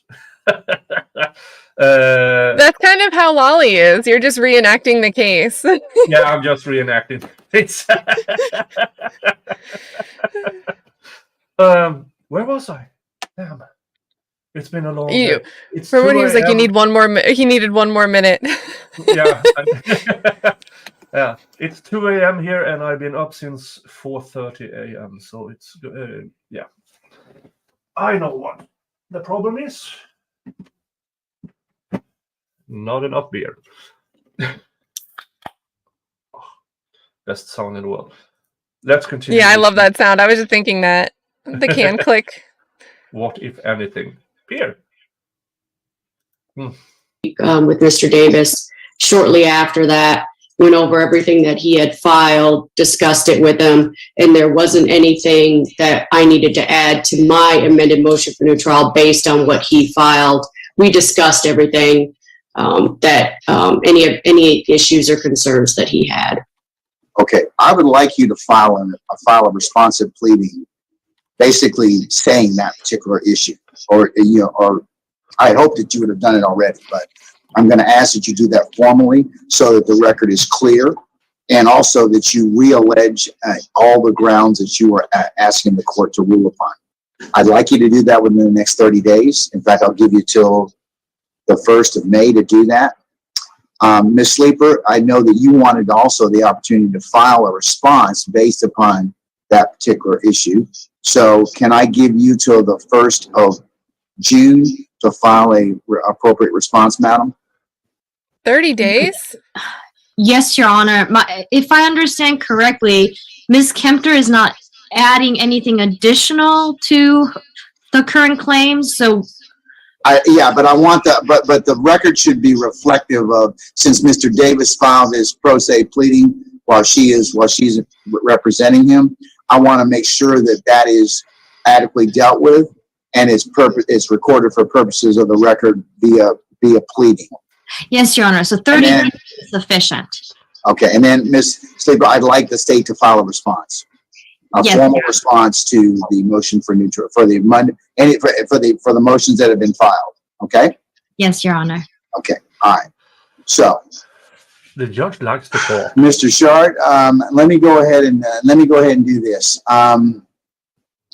Given that timeline, folks,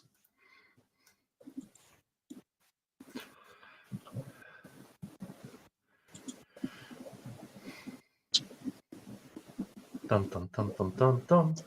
I'm looking at my calendar. How is 22 June for you all? That would be a Wednesday. Is that directed to me, Judge?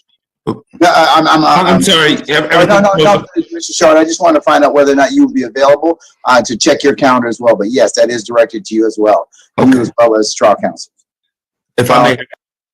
Maybe, just maybe, if you start super chatting over at Kat's stream, she will do shots. I need to go to the store. I don't have anything. Do you have hot sauces? Nothing like that spicy. It's just plain old cayenne. Do you have mayonnaise? Don't. I'm not going to do so. I will disconnect my Ethernet cord.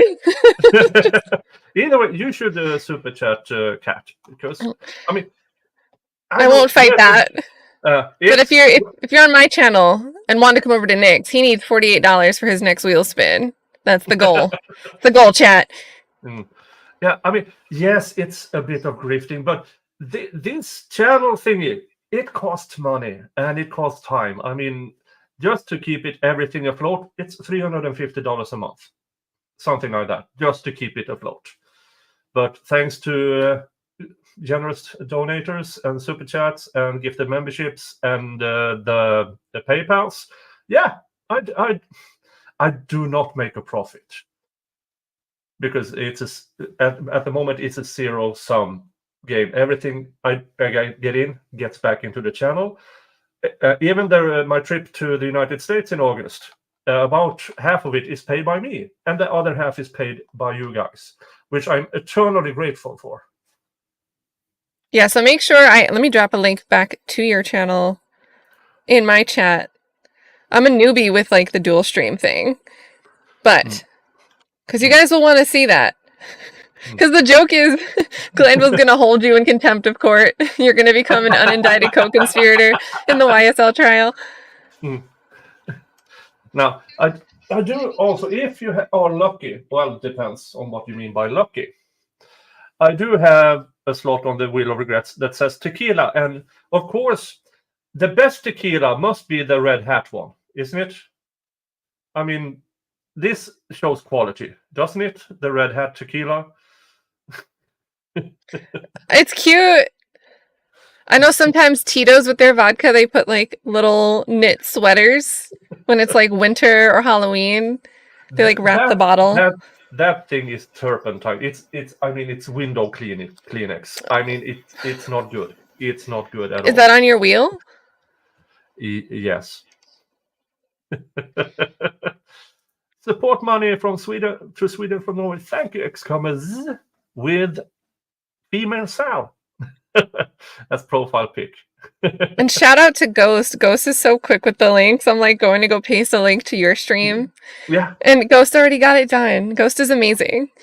Oh, Ghost is the best. And I mean, I say that even Gigi, she's, by the way, Gigi, news about my first and best moderator. She just last year, she got really, really ill, and that broke her economy severely. Aww. So on occasions, if you write Gigi in the PayPal, I will send that over to her. And now, because she was forced to stay at her daughter's compound, now they are moving out this weekend to their own home again. No, to their own home again.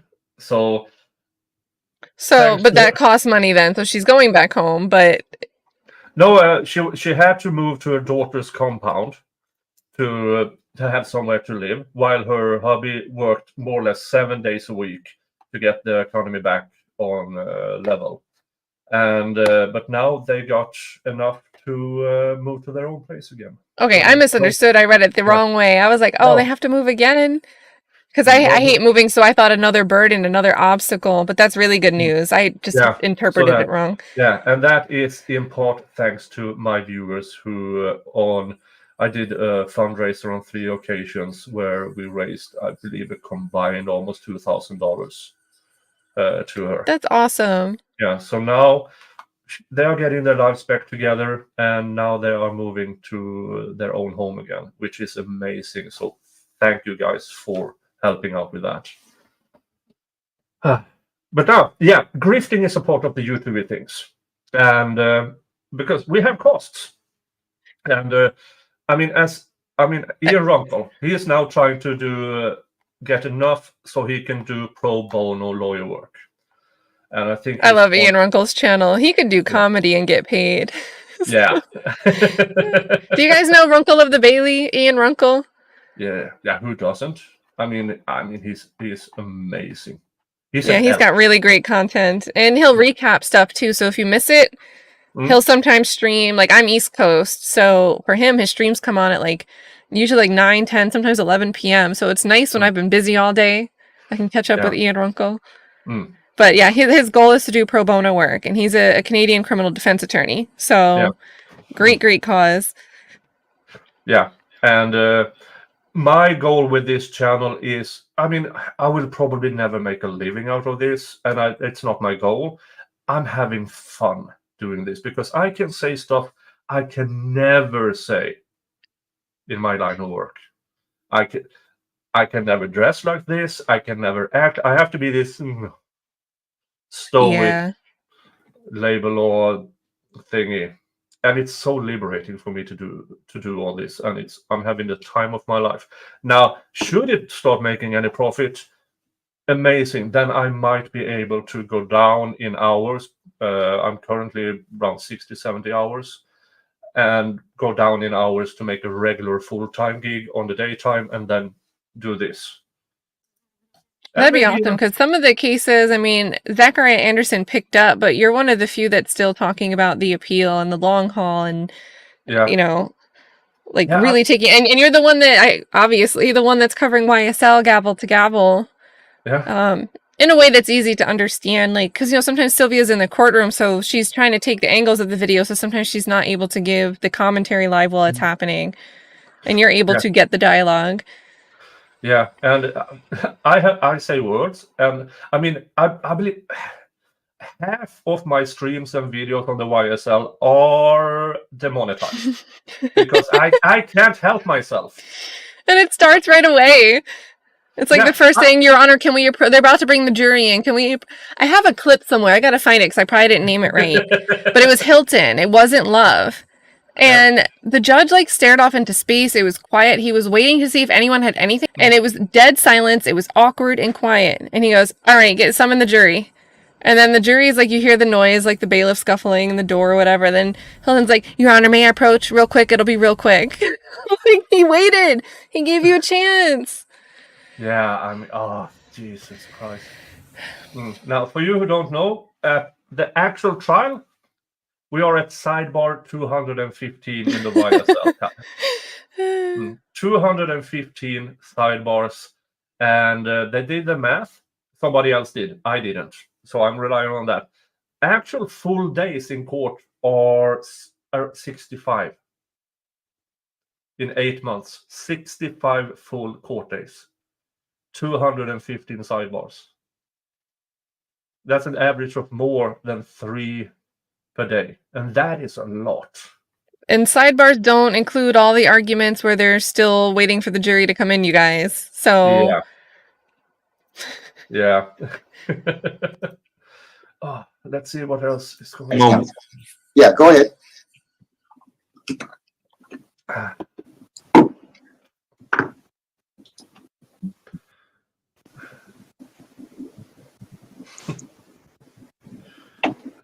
The chat is flying today. Good that you're having a good time in chat. They are talking about something completely different than what we are talking about. That's amazing. Judge Granville, Yes, ma'am. I just sent you a direct message.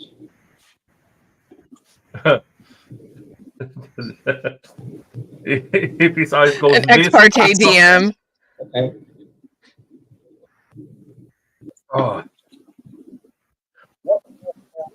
Coming to. I am landing in Houston on August 7th.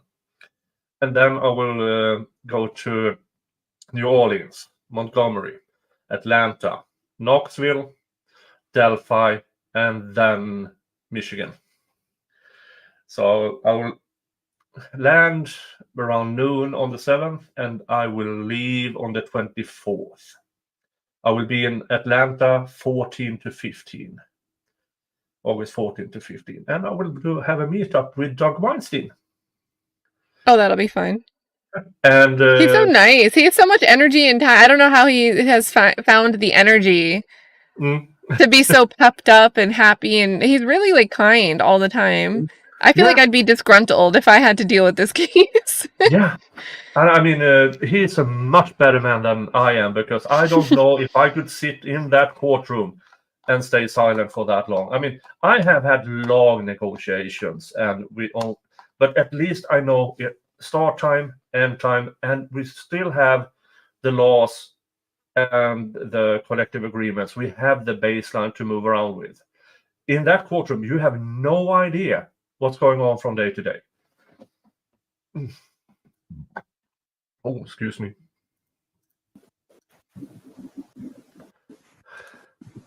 Your son brought some ciders. Yar!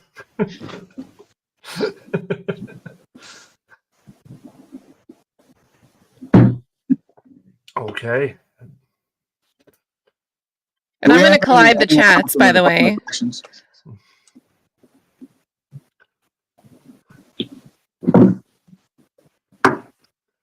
Hey, there's shells. Miss Robinson was on earlier, Judge. I can reach back out to her and get. Can you reach out to Miss Robinson, as we are kind of just mulling right here? Ask her if that would be the 22nd of June, 9 a.m. Let's say 9:30 would work for them. Yeah, sometimes a hearing is 50% hearing and 50% scheduling to the next hearing. To find a date where everybody can be there. And this seems to be it, because, I mean, the first 5 minutes were about the case. And it was just one item, and then the rest is scheduling to the next one. So, yeah. And here's one thing that I do believe that we trial streamers provide. Context, entertainment, and to not have the viewers bored out of their skull, because most trials are so dull. Oh, and the chat also, like, if something is relevant and you're just not thinking of it while you're streaming, the chat will be like, don't forget that this happened. Like, it's like crowdsourcing in real time. Yeah, I mean, Ghost sends me DMs on Twitter. Hey, this happened. Oh, great. and I sometimes have US-based lawyers in the chat. I can always ask them, and sometimes I have MG Law coming on. I have Dave coming on, other lawyers, and you. And I mean, there's a collective knowledge. As you said, it's a collective knowledge.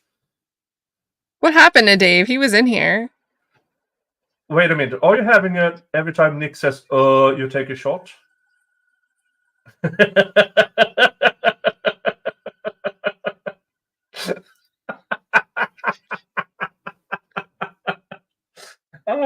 I had no idea I said that much.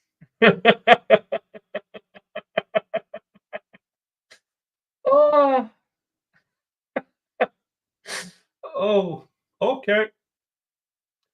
As I said, the chat lives a life of their own today. Hey, it's a party. I'm combining. We're going on a trip, Cat's chat to Nick's chat. So it should come over to you. Oh! We're going to collide. Our worlds are going to collide, you guys. Come on over.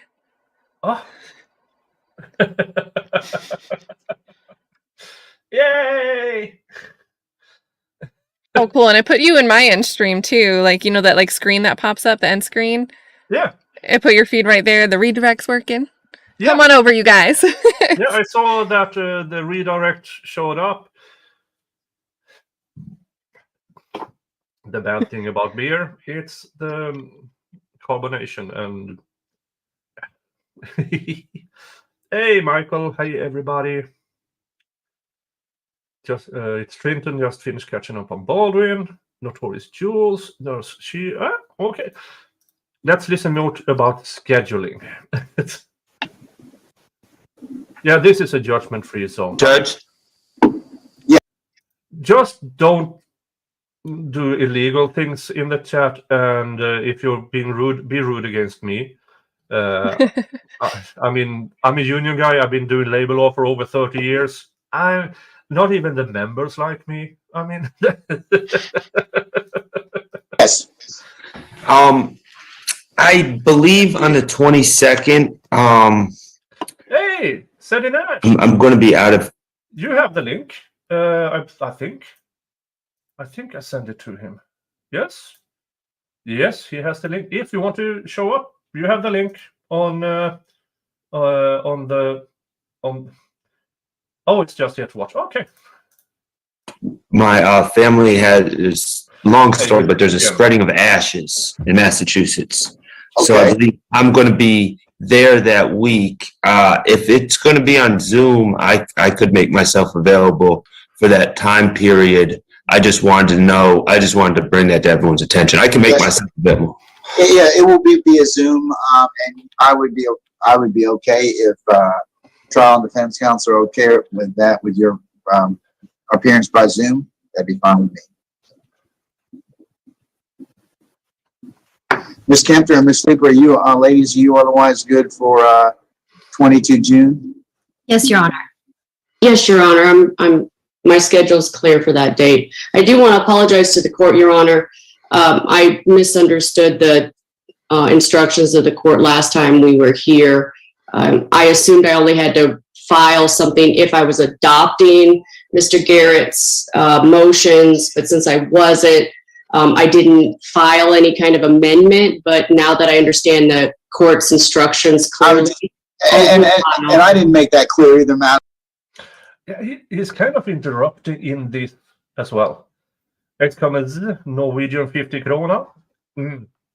Which side of union law am I on, for the corps or the workers? I am a union-based.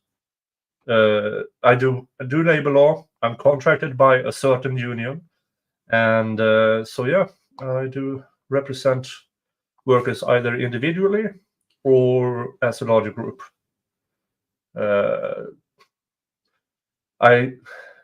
When I talk about the cases I have there, I do not talk about cases that are younger than 10 years old, and no unique ones, because it's very Maybe identifiable. Yeah, I can say this has happened more than once, so I can talk about this one. I represented a person who who the company wanted to fire for because he or she was being reckless. And how that person was reckless was that shot themselves in the leg with a nail gun. Ow. Yeah. Imagine Now- dying from that because like you hit an artery or something, and that's No. like the way you go. Yeah. Well, that person, there was pipes on a pallet with a frame. That frame has been splitting up a bit. So he was there. He was trying to fix it by bringing a nail gun, and he brought the two boards together. So he pressed down. He had the nail. Okay, so he doesn't have 3 arms. So he chose to use his knee as counter for the second board, and then ka-ching. Oh. Yeah.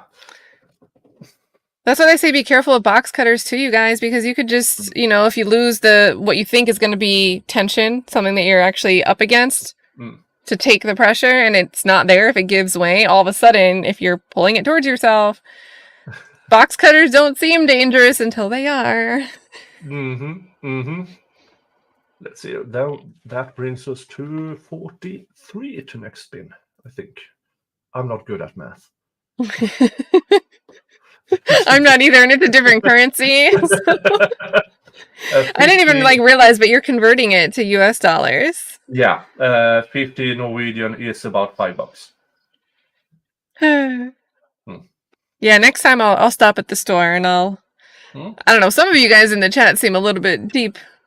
I think I saw someone on shot 4. I couldn't do that on stream. I can do that if I'm off camera. Well, on the Wheel of Regrets, I have, let's see here, how many shots do I have? I have, let's start here. What's AG sauce? AG. AG, okay. Yeah. It is this one. It is AG. Oh, it looks cool. Oh, it's a skull. Yeah. It's AG Lemon Drop. That sounds not the worst. No, it's let's see here. This is actually really good hot sauce. It has AG chili, which is just under a habanero. So it has 50% AG, apple juice, pineapple juice, orange juice, passion fruit, grapefruit, lemon, salt, vinegar, spices. So that's good. Yeah. Then I have, let's see, which one is it? Then I have the habanero. And then I have the Inferno, which is 50% Scorpion Moruga, yellow Scorpion Moruga, which is one of the super strong ones. I think that is between 800,000 and 1 million Scoville. While in context, a habanero is around 300,000 and a jalapeno is around 5,000. I'm so sad I had pepper plants, but I had to get rid of them because aphids found them. Oh. But it was really nice while I had them. I could just go and pick whatever kind of pepper I was feeling, because I don't even know what the one kind was, but I had jalapenos, habaneros, and one that was, I don't know, I thought it was kind of as spicy as a habanero, but they weren't consistent. Some of them were mild. I should have paid attention to the brand, but then I got aphids. I had to get rid of them. That wheel.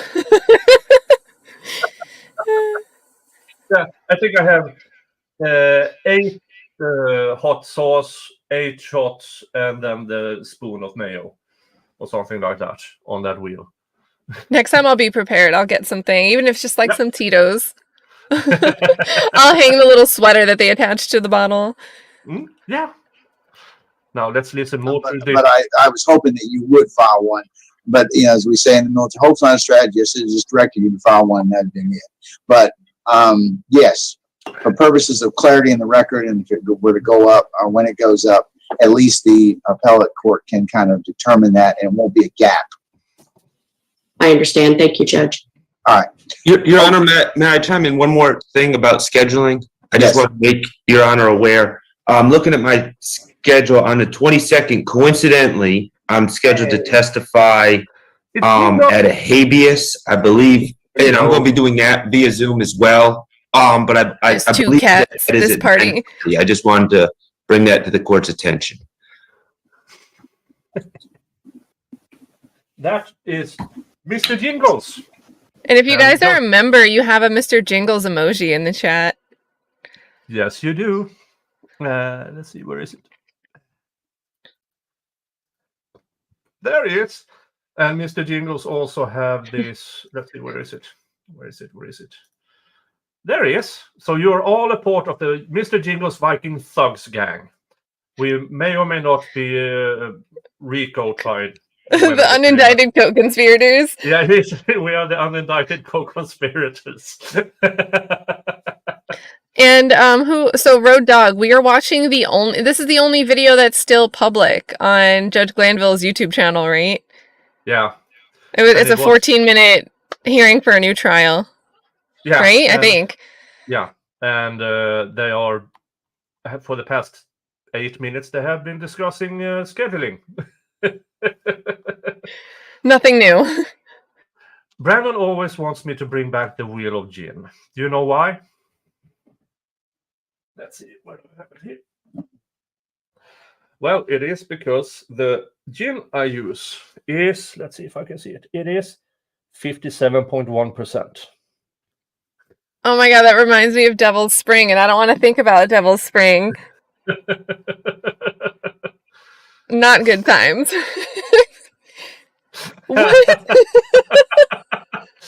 Oh my gosh. 17 is awesome. That's a long time.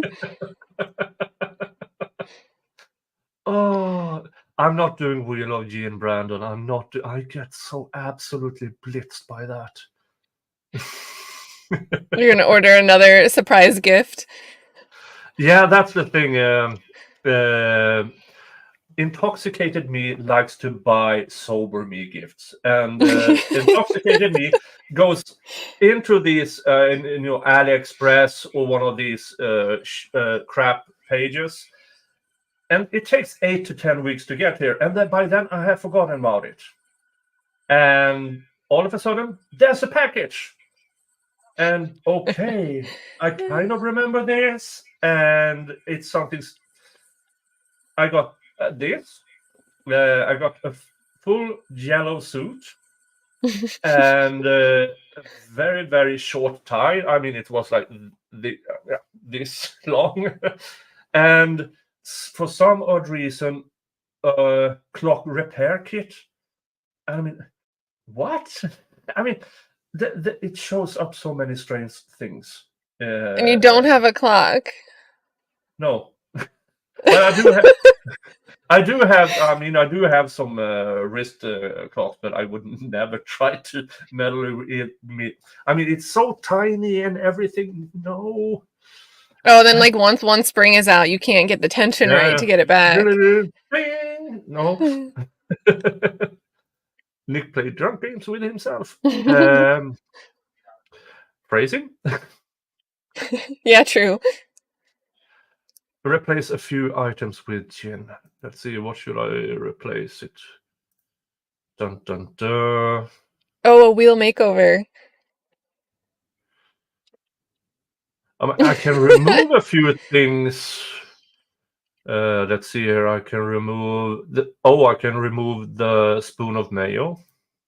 You can definitely remove that. I'd be more amenable to participating without the mayo on the table.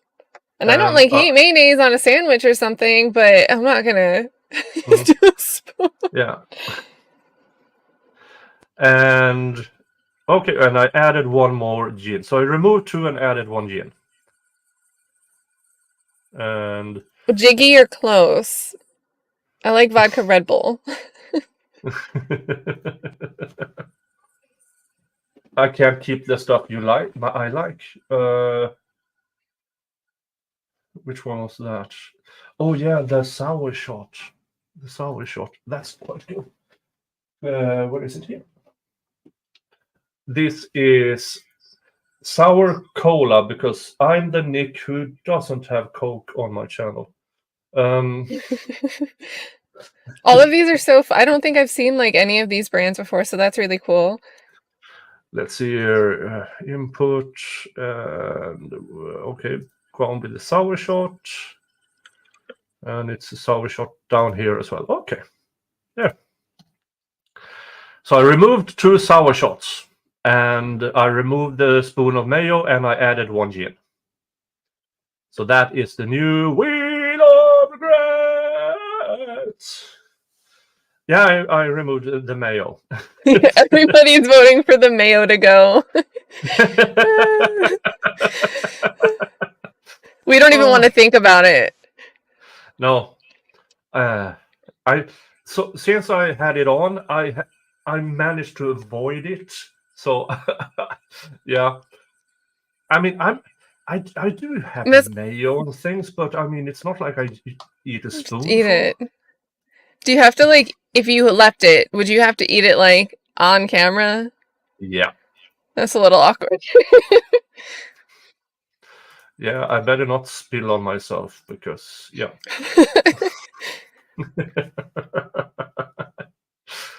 Let's see more about. I tell you what, let's just make it 1 o'clock then.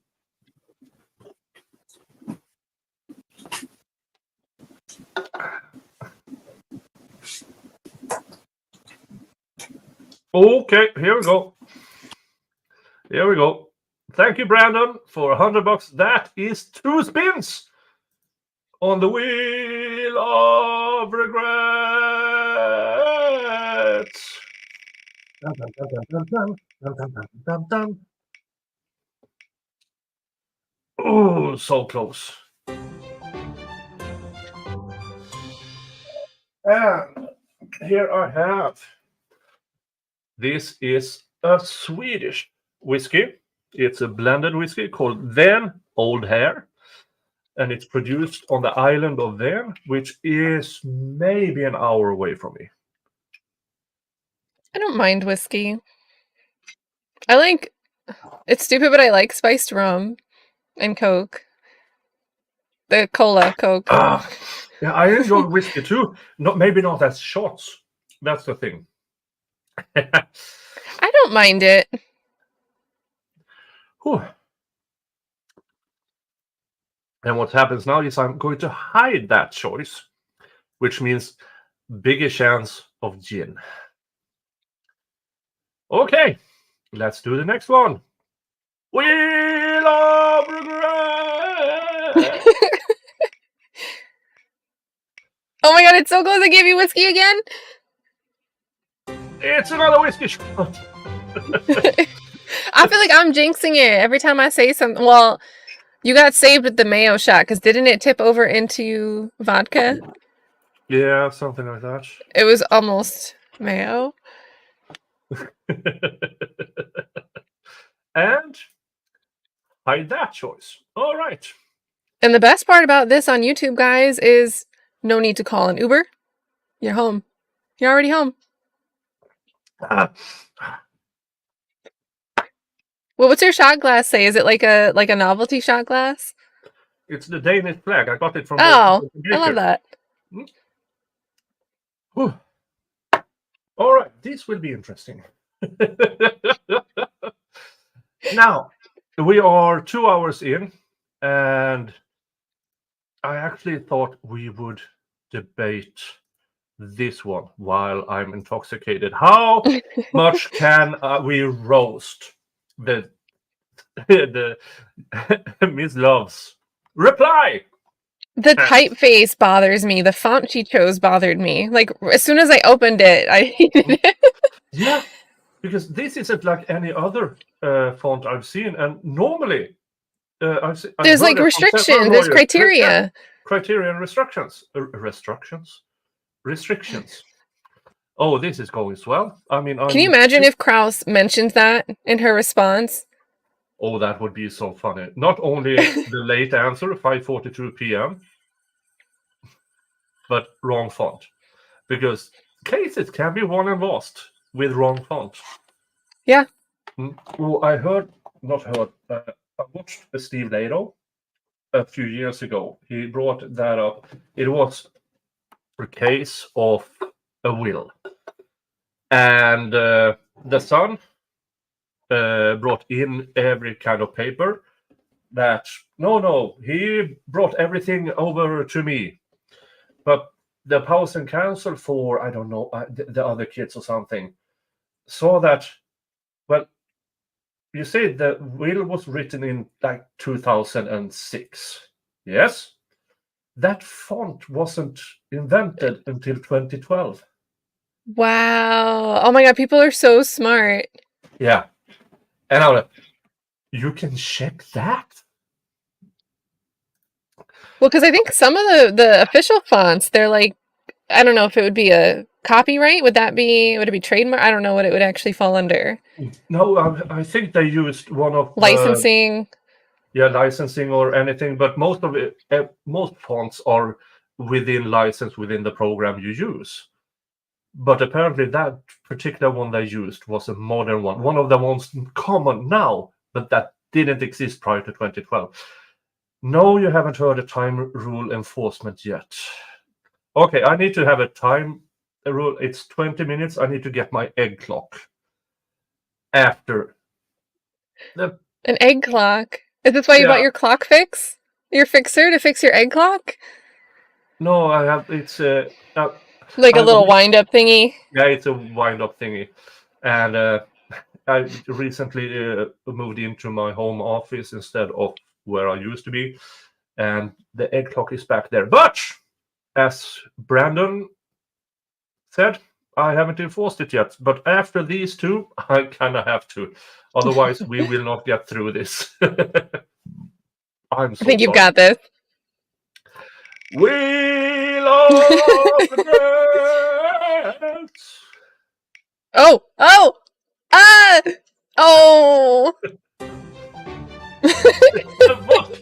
You're gonna have like 3 options left, and it's gonna be all the gin.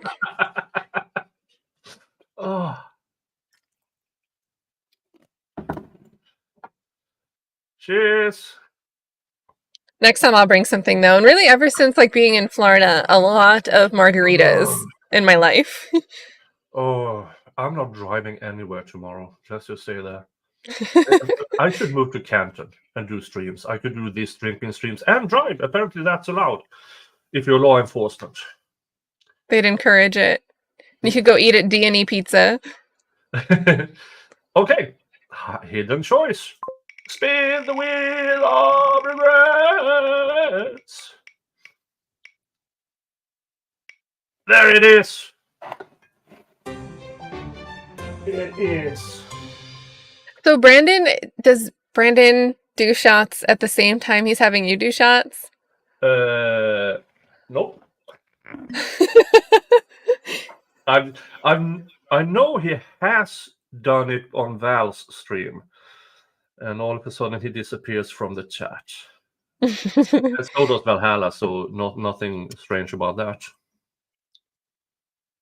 That's kind of what I do in chat sometimes. Ta-da! I do like that it has the little side view window you can see. Hello. Oh, Brandon says F no. All right. Now we have a 20-minute time restriction. Whew. Where were we? Yeah. State's response. No, sorry, state's response to.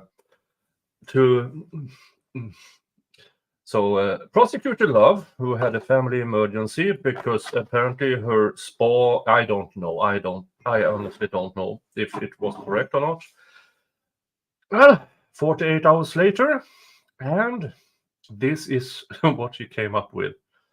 And if there is a hearing where they give oral arguments, it's got to be her that argues it because she's the only signatory here, right? Yeah. So she wanted to keep this all to herself. Yeah.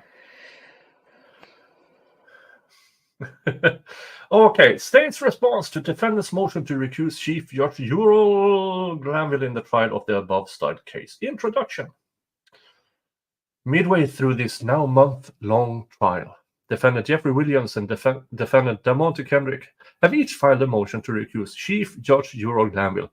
Hereinafter, motions. A defendant has filed a supplement to the motions. Hereinafter, supplement.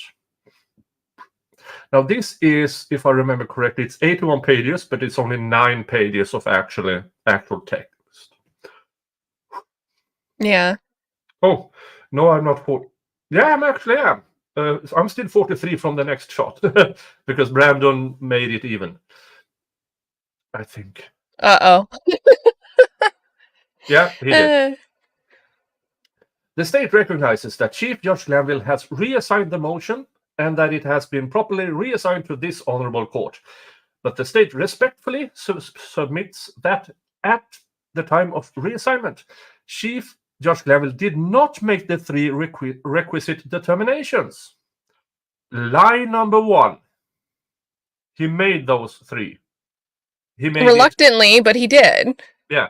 He even did it when he denied it. He still said, well, these are valid, but then he evaluated the content, which he's not allowed to do. So he had on several occasions affirmed that the 3 prompts are met. So that this is lie number 1. Whether the motion was timely filed, whether any affidavit made in support of the motion is legally sufficient, and 3, whether if some or all of the facts set forth in the affidavit are true. No, wait a minute. Whether if some or all of the facts set forth in the affidavit are true, that's not the prompt. The prompt is if assumed to be true. You have to assume they are true. So that's not even a prompt. Huh. See, Henderson v. State, recognizing that once the motion to recuse is filed with a trial judge whose recusal is sought, that judge must make 3 threshold determinations regarding the legal sufficiency of the motion, whether it's legally timely filed, whether the affidavit made in support of it is. See here. Then keep going because the footnote continues on the next page too. Yeah, but and then we have an ellipses with. Yeah, because these 3 dots here means there are text missing, which is not. So this changes the entire meaning of the prompt, and whether if some or all of the facts set forth in the affidavit are true. No, that's not the prompt. Recusal would be authorized if all 3 of these conditions are met. The trial court must refer the motions to another judge to hear the motion to recuse. If one of the conditions is not met, the trial court does not err in denying the motion. So she is knowingly misrepresenting the statute. Because she's used to doing it and getting away with it. She's so used to, yeah, exactly. Yeah. Accordingly, it fails to this honorable court to make those determinations. Miss Love. Hi.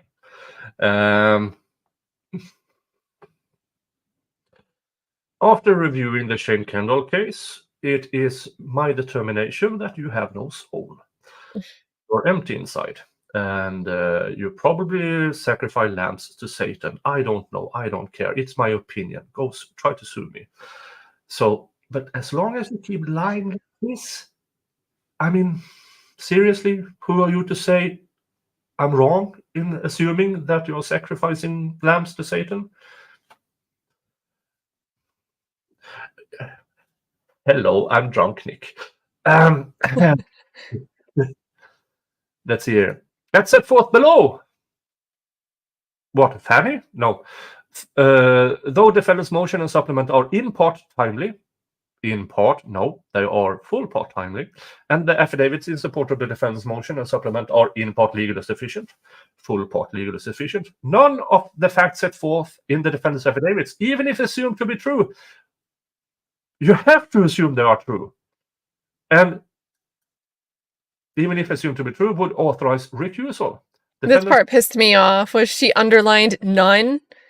And then it's like, we just watched the Supreme Court say that Christina Peterson messed up for holding someone in contempt for the maximum time period. We just watched them get mad at Christina Peterson for having her clerk having an ex parte communication about scheduling, really, but they just didn't inform the other party, which puts them at a disadvantage. If they miss a hearing, there could have been like a summary judgment.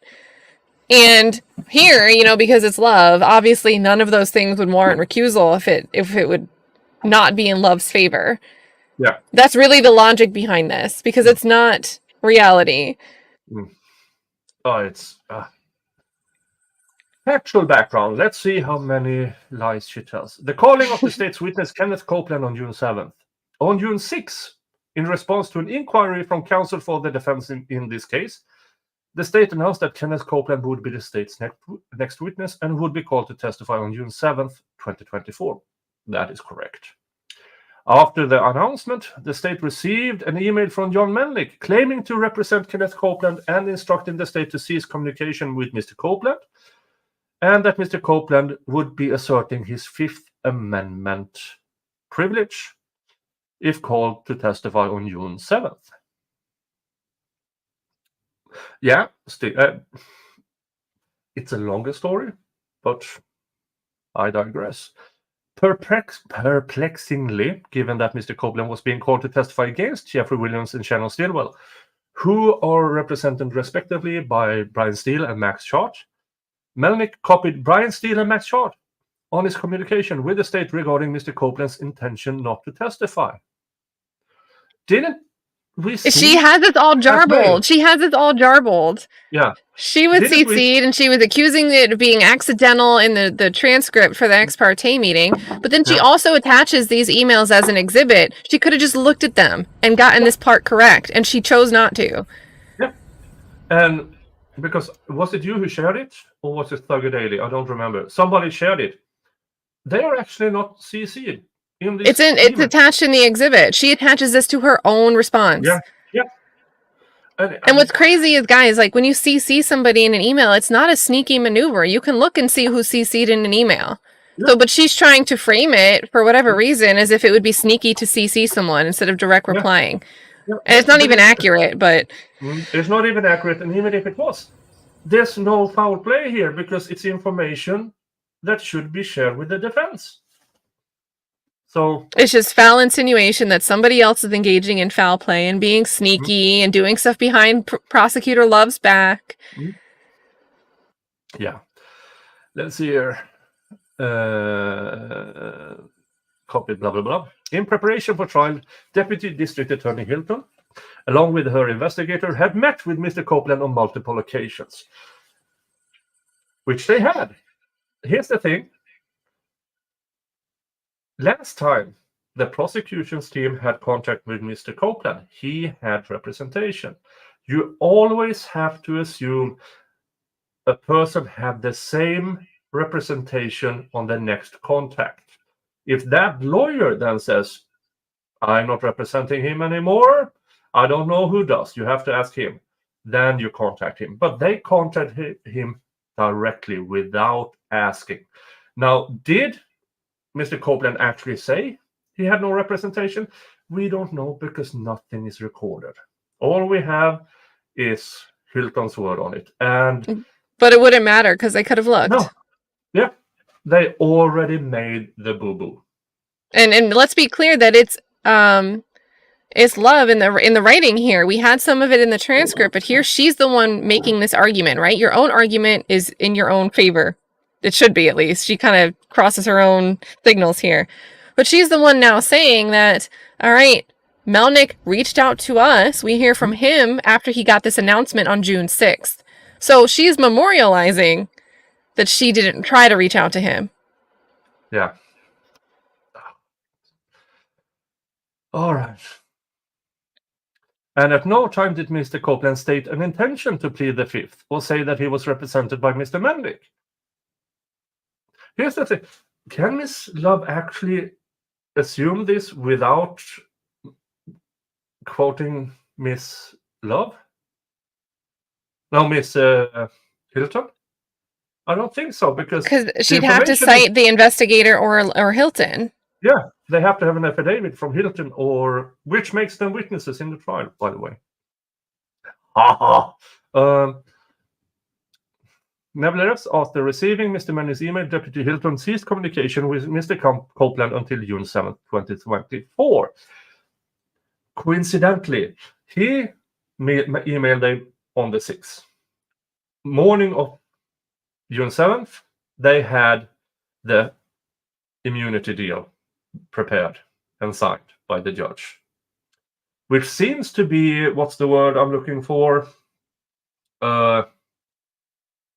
Due immunity or something like that.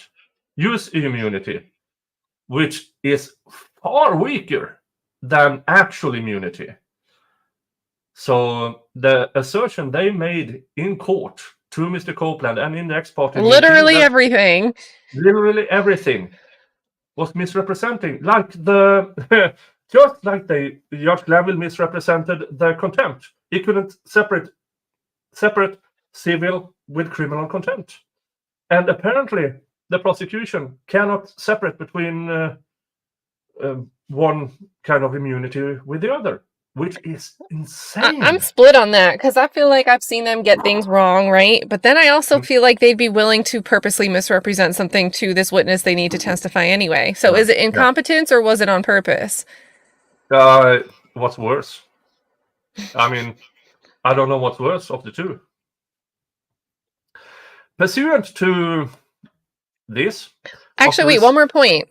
Yeah. So they say cease communication with Mr. Copeland until June 7th, and they're very vague here. They don't give this timeline.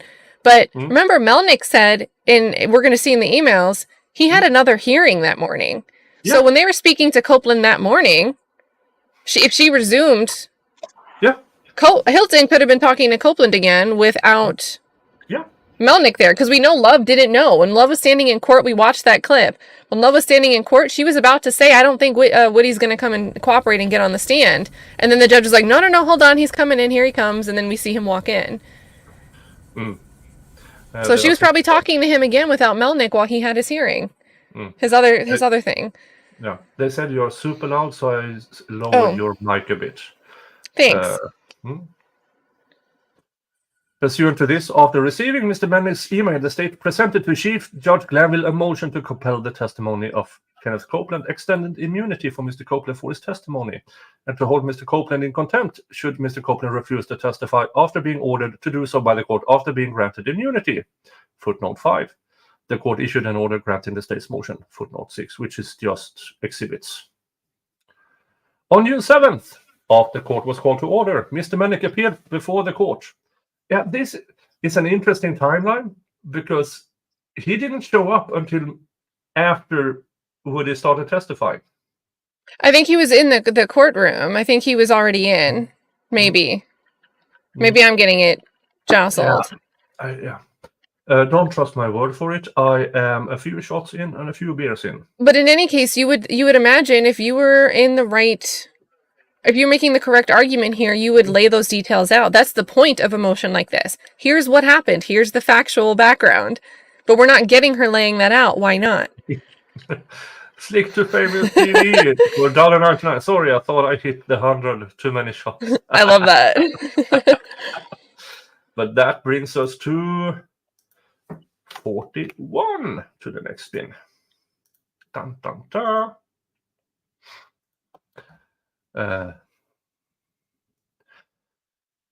Mr. Blah blah blah before the court and informed the court that Kenneth Copeland would be asserting a Fifth Amendment privilege against self-incrimination in the presence of each defendant currently on trial and each of their respective attorneys.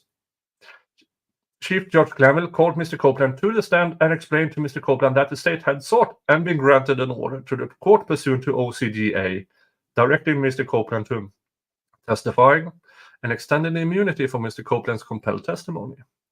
Chief Judge Glanville further explained to Mr. Copeland in the presence of every defendant currently on trial and each of their respective attorneys that should Mr. Copeland refuse to testify, he would be held in contempt of court and jailed until he purged himself of the contempt by testifying in court. Mr. Copeland thereafter stated his intention to testify, and Mr. Melnick looked towards Mr. Steele and Mr. Shod and shrugged his shoulders. I can't. I've been watching that 16-minute clip. I can't see it. I didn't see it either. And even if he did So damn what? Yeah, because the whole clip she's going. Yeah. Like, are we It's gonna not- like make a point of body language in one direction only? Now, even if this happened, okay, during, if I remember correctly, oh, what's his name? I don't remember. What's his slug or tick or? Oh, Trontavia Stevens. Yeah, during his testimony about, oh, they are Bloods, aren't they? And both Hilton and Love are color coordinated in red. Like, right? It was like salmon and orange. Yeah, I mean, well, it's all red to me. Oh. After motions hearing, the court recessed for lunch. During the lunch hour, Mr. Manning spoke with counsel for the defendants, but at no time attempted to communicate with the state. So damn what? So what? After lunch, the jury was called in, and Mr. Copeland took the stand. Mr. Copeland cheekingly answered a few questions, and when asked in his age in years, Mr. Copeland responded, "I plead the fifth."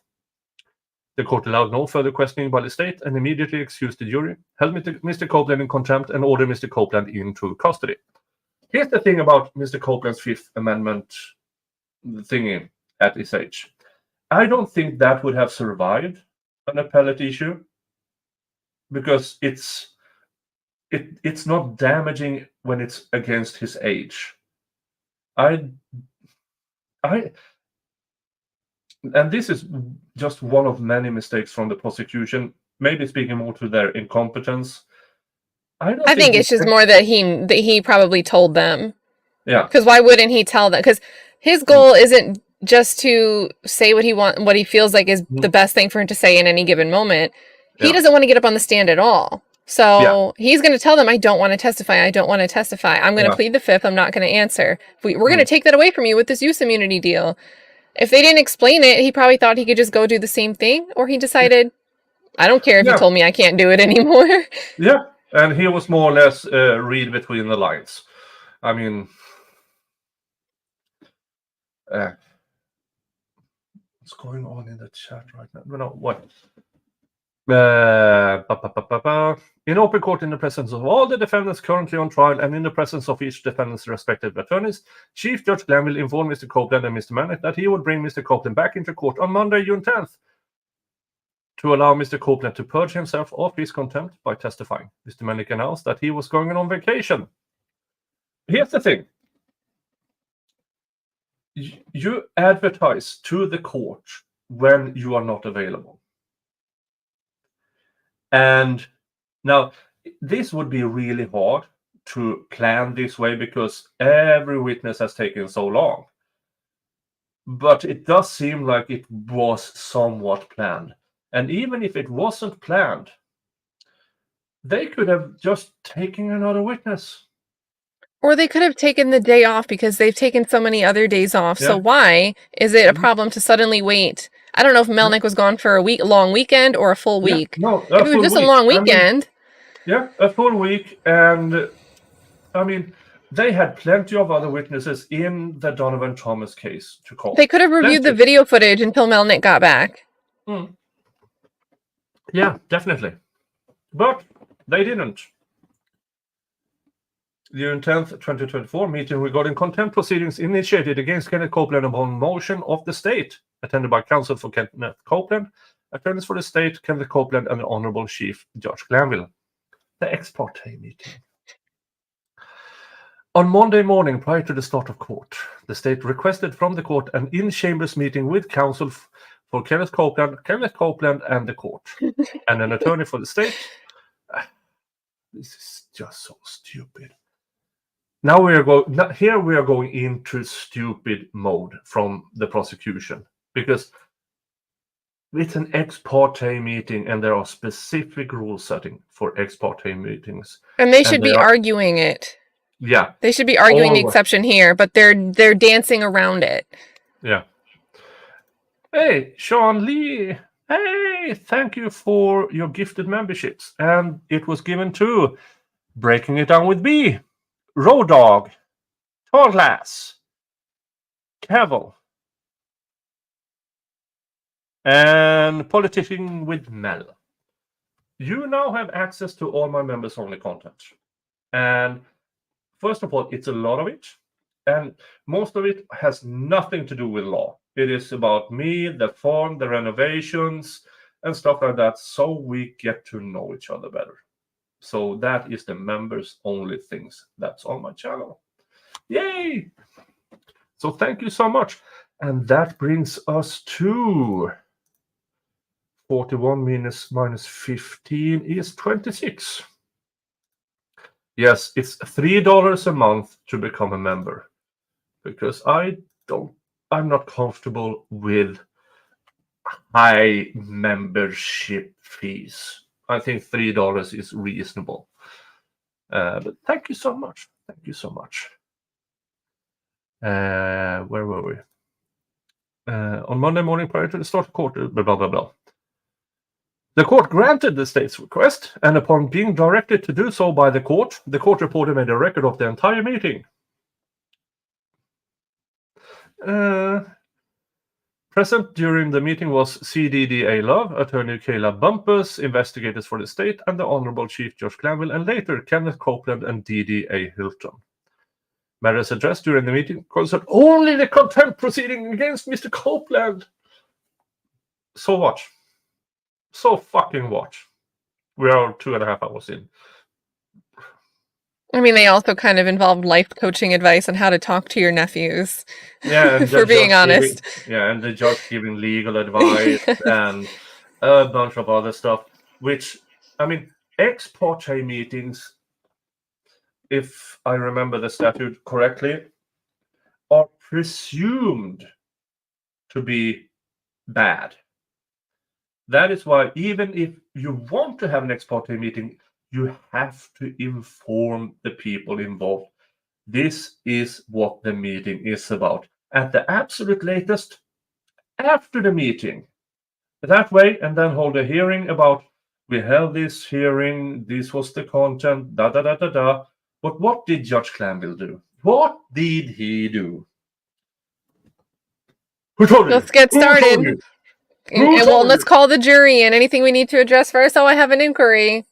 Yeah, I mean, Judge Glanville went full rooster. I mean, I might say rooster, I mean another word. And just started pissing all over the courtroom. And I mean, he was in full rooster mode there. Who told you? One of the sentence, it was just a few words. You were not supposed to know this about the information. And his intent, Judge Glanville, was to release the transcript after the trial. And why? Because Judge Glanville knows that an appeal in this case is a multi-million-dollar thing. He knows this. The transcript alone in this trial will be insane. He'll kill a rainforest to print it out. Yeah, yeah. Do we have shots to it? Oh, crap. I see something in my PayPal. Oh, $26. Thank you so much. We can do that math. Yeah, I can do that math. Oh, I remember a couple of months ago, Brandon said, "Oh, yeah, you have something in there," and he bought every slot in the Wheel of Regrets. I have vague memories of the last few. Oh no! Thank you so much. Thank you so much. I had a bad Halloween many, many years ago, and I woke up I had a Black Widow costume, and I woke up with like my shoes on and everything, just like at home asleep, just in my costume. Yeah, but luckily it was a comfortable costume. Yeah, sometimes you just want to go home. That's it. Sometimes that happens when I'm sober, and I'm just like, I just want my bed. Bye. See ya. Bye-bye. All right. It's the Wheel of Regret. Let's see here. It is Vodka shot! Well, if it didn't stop at the other one, it would have been a vodka shot anyway. There's glass. Jesus Christ. Oop. Oh, The wheel is great. I think everyone should have one. Mow in the Deep one has Mow in the Deep End has one for wigs. Okay. For fuck's sake.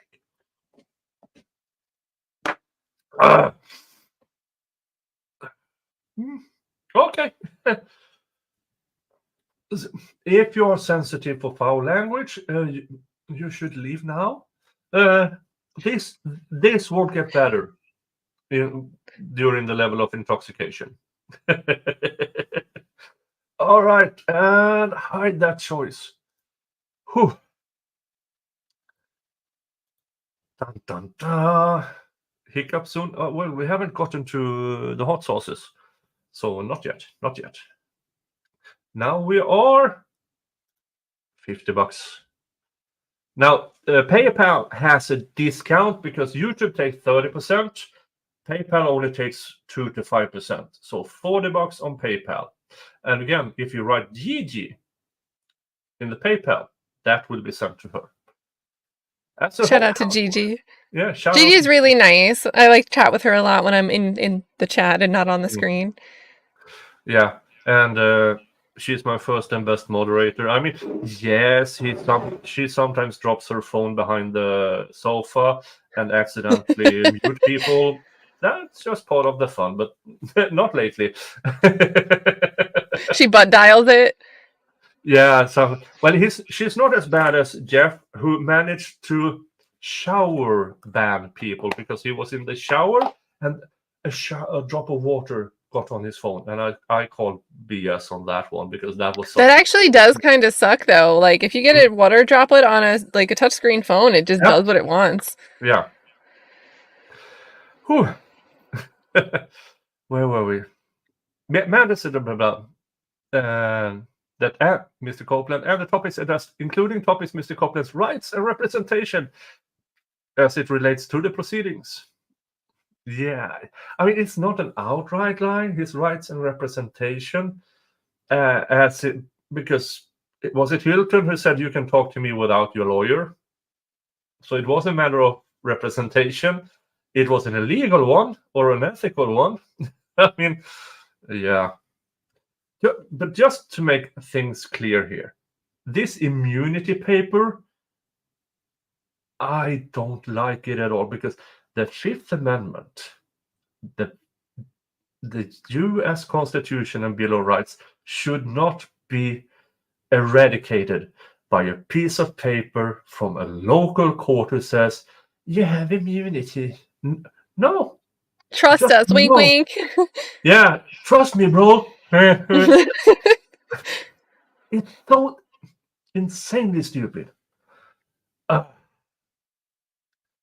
Blah, blah, blah, and answers to question posed by Mr. Copeland regarding matters related, such as the distinction between purging oneself of contempt as addressed by this thing and perjury as prohibited by this, with the exception of the times where Mr. Copeland afforded an opportunity to speak with Miss Bumpers alone.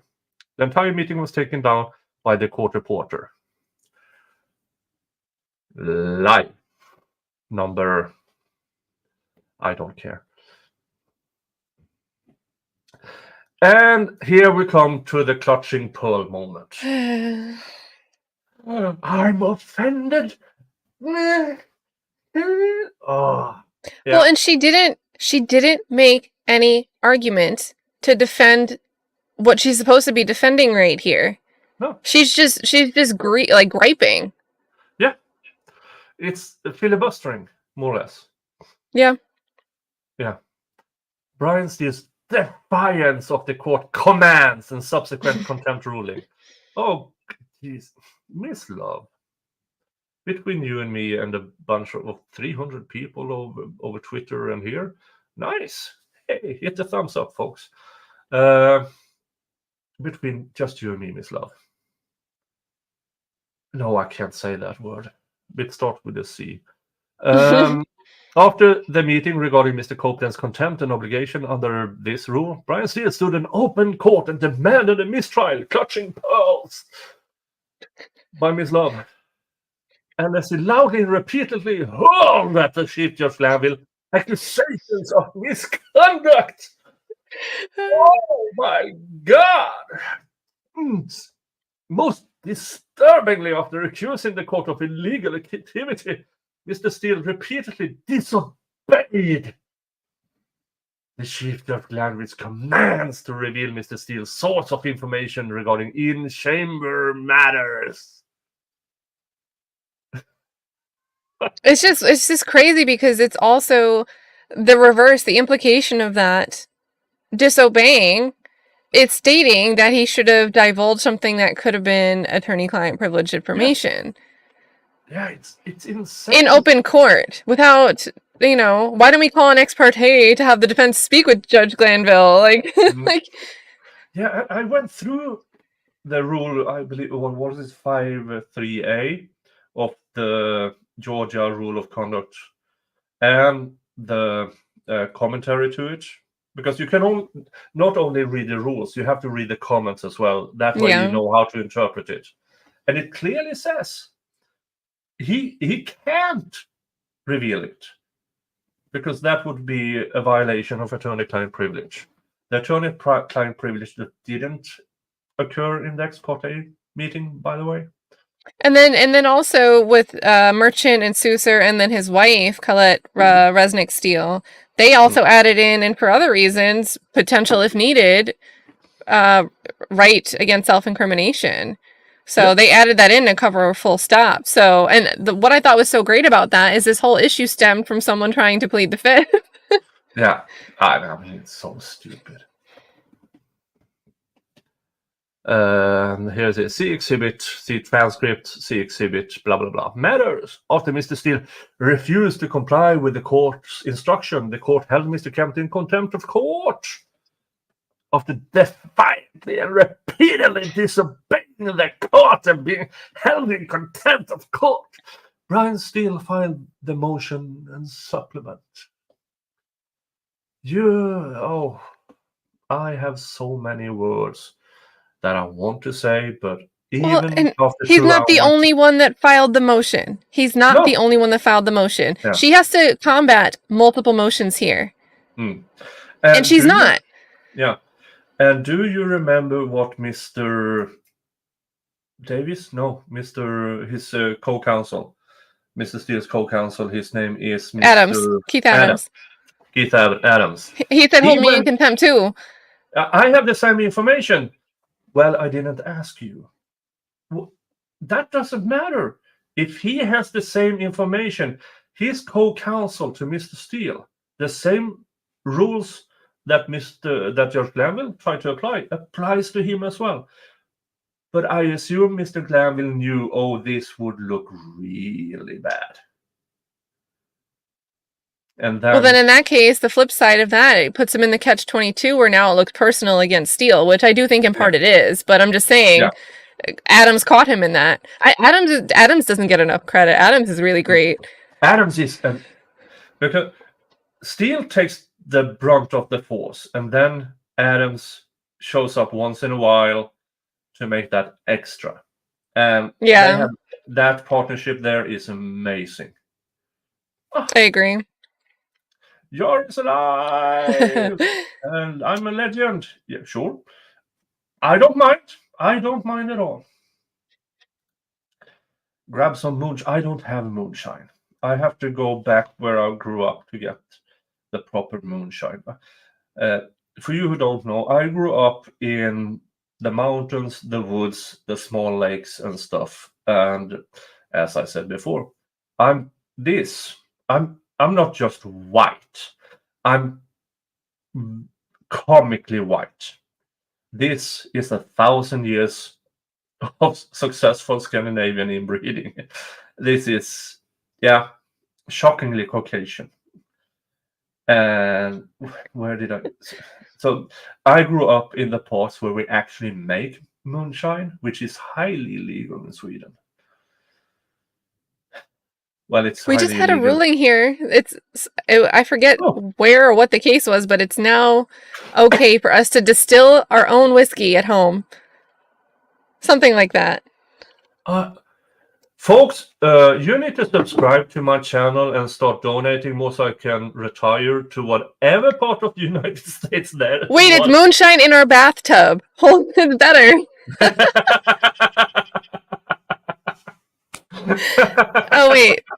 I just linked your channel because I didn't copy and paste the thing. Oh. That's hilarious. It's 10 hours ago. 10 hours ago. Wow. Oh, there it is. Thank you. I need to read. So, guys, on our next stream, we're going to make bathtub moonshine. Federal judge finds American has a constitutional right to distill moonshine in their bathtub. A federal judge rejected a more than century-old ban on home distilling as unconstitutional Wednesday. Judge Mark Pittman, I don't care who was appointed by, found that a federal law making it a felony to distill spirits at home exceeded Congress' power, holding that neither Congress' tax power nor its ability to regulate interstate commerce justify the ban. Pittman, that's a legend, permanently blocked the government from enforcing the ban, which threatens violators with up to $10,000 in fines or 5 years in prison against the plaintiffs if found to have standing. Quote, indeed, the Constitution is written to prevent societal amnesia of the defined limits it places on this government of and by the people, Pittman wrote. Quote, that is where the judiciary must declare when it's co-equal branches overstep their constitutional authority. Congress has done co-equal? So. There should be a hyphen there. It should be co-equal. Okay. Sure. President Jimmy Carter signed a law that legalized homebrewing in 1978, but distilling spirits at home remained illegal. I don't claim I do know this, but I do know if you have about a foot of tube, an old teapot, and a jar of ice, and under it a can, and know the recipe of what later becomes moonshine. I know how to build one. I make pickles at home sometimes, like the fermented kind. Yeah.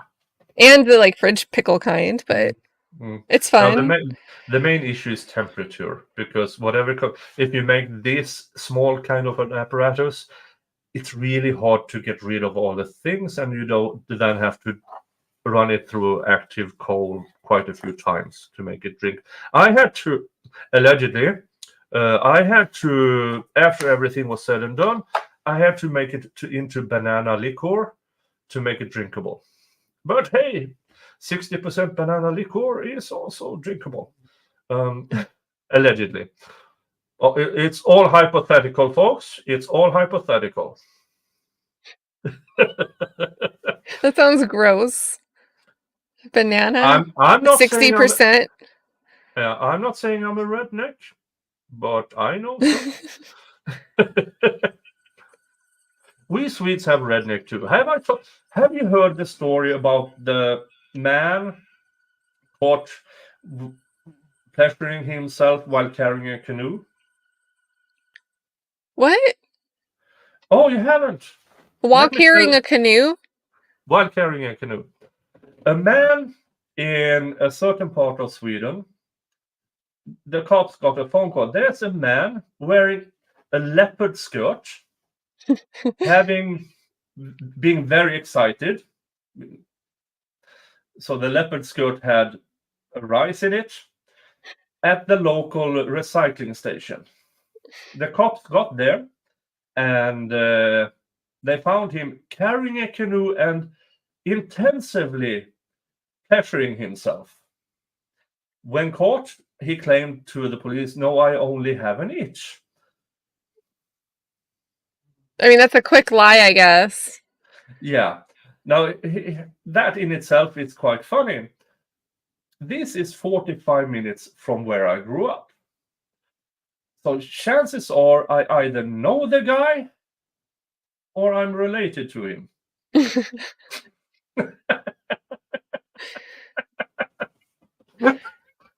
I just gotta like go like this. Like, I don't know you. Yeah. Well, there was that guy in Philadelphia yesterday too, who like nutted on a girl's leg in a store, and they caught him yesterday. They arrested him yesterday. That was disgusting. Yeah. Like, I just can't even imagine. Like, that's not the only time I've heard a story like that. But it's just like, how do you get to that point when there's like the internet? No, Ghost, it wasn't me. I don't wear leopard skirts. Where were we? Let's try to get through this. Thank you, Just Ani. Oh, there. Yeah. Drunk me has much better stories to tell than sober me. And that's when more stories are created. Number 3, argument and citation of authority.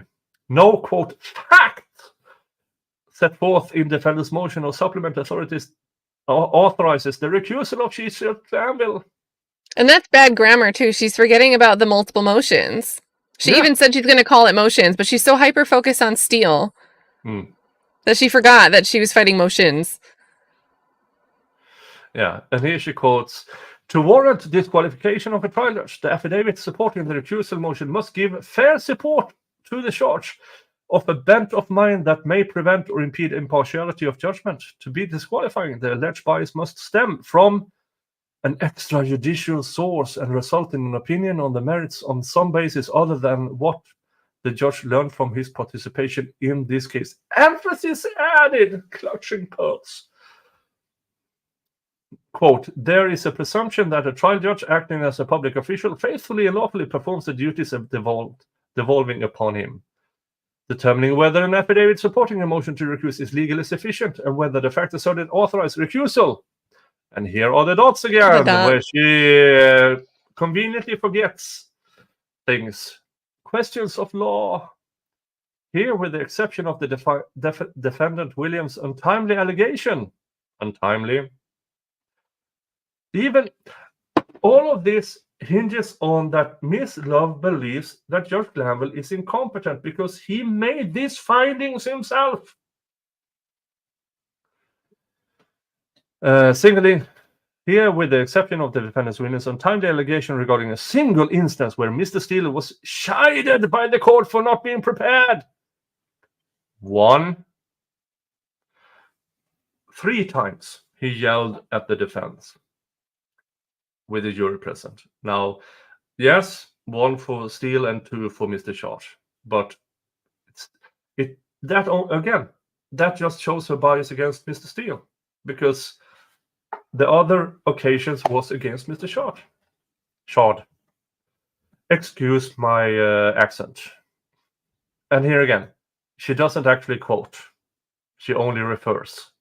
Because she knows if you look into these, it doesn't actually say what she claims it say. Defendant's motions and the supplement are based entirely on the defendant's assertions regarding June 10th, 2024 meeting regarding the contempt proceedings against Ms. Kenneth Copeland and actions taken by Chief Judge Glanville after Mrs. Steele defiantly refused to comply with the court's repeated request to provide the court with information. GA Code of Judicial Conduct 2.9 regarding ex parte communication provides that, quote, judges shall accord to every person who has a legal interest in a proceeding. Let's see here. Remind me, Kat. Who has the rights according to the Constitution? Yeah. And remind me, was Mr. Copeland sworn in? He was sworn in, and it was a critical stage of the trial. Yeah. So this is the problem with this, right? This argument should be, it's not a critical stage of the trial. Here's why. Yeah. There wasn't an interest for the defense to be present at the party here. The ex parte. Here's why. This ex parte fell within the exceptions. Here's why.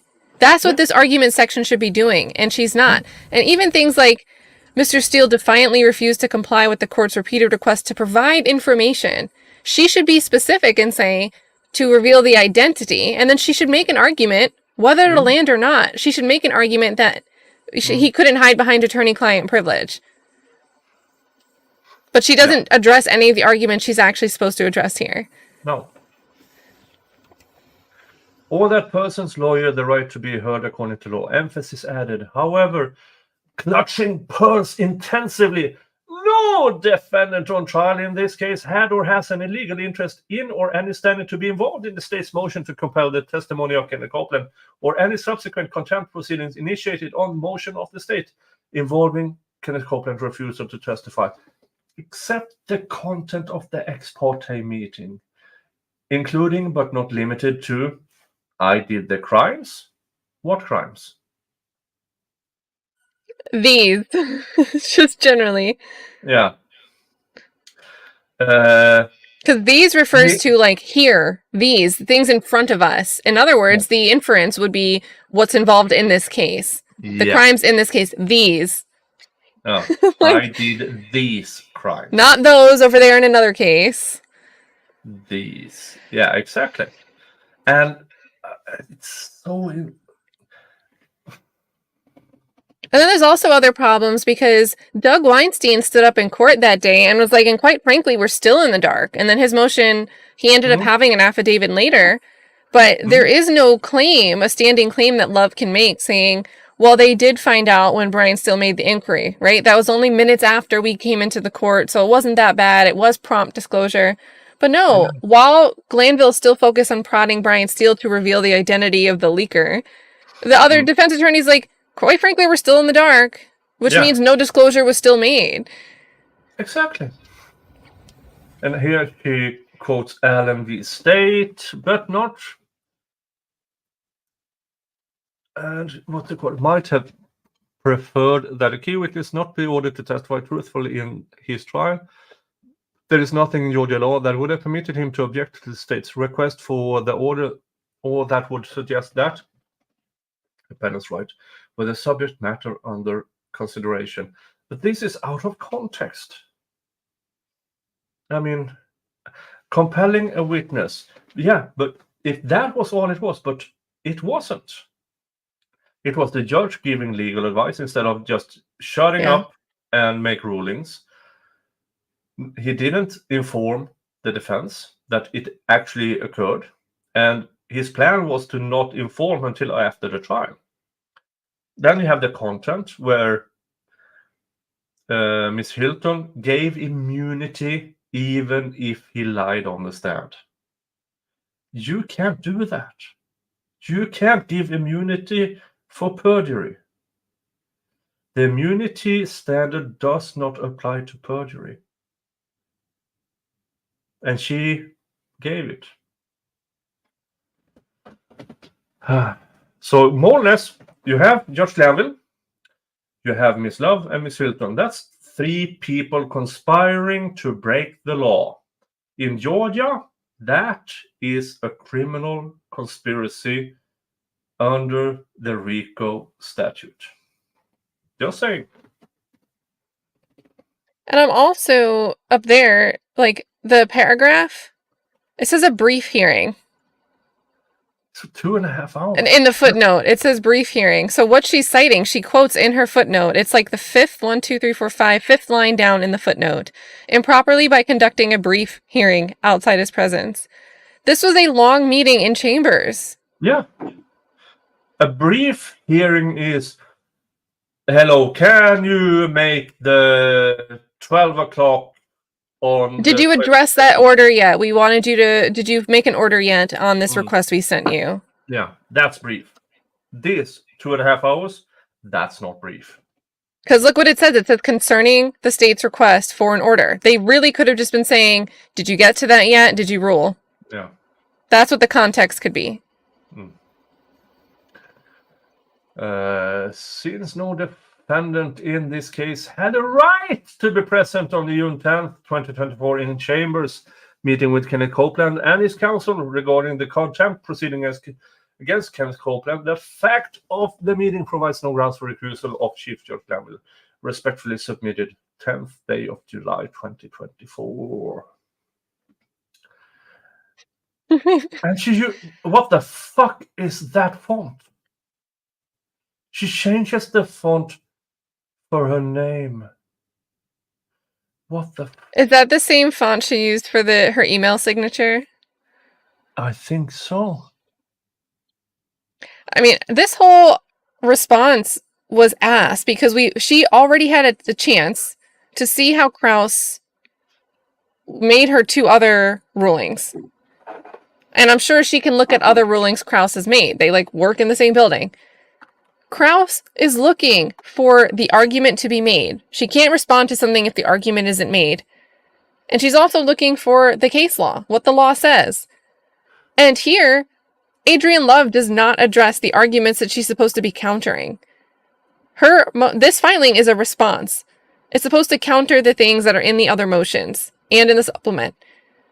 What are those things? Because they were well substantiated and backed by case law and well argued in the other motions. There was an ex parte meeting that violated the exceptions of when an ex parte meeting can be conducted. Did she address that in here? She doesn't even try to say that Kenneth Copeland was scared for his life. It might kind of come up in an attachment, but she didn't argue it. So if she didn't argue it, what's Judge Krause going to say about that argument? If she weighs the defense's arguments on that point and then tries to find the counter argument that's not provided. It was a waste of 9 pages of paper and a 48-hour delay. Let's see what? No, not that one. And I have a little bit of disagreement with the chat.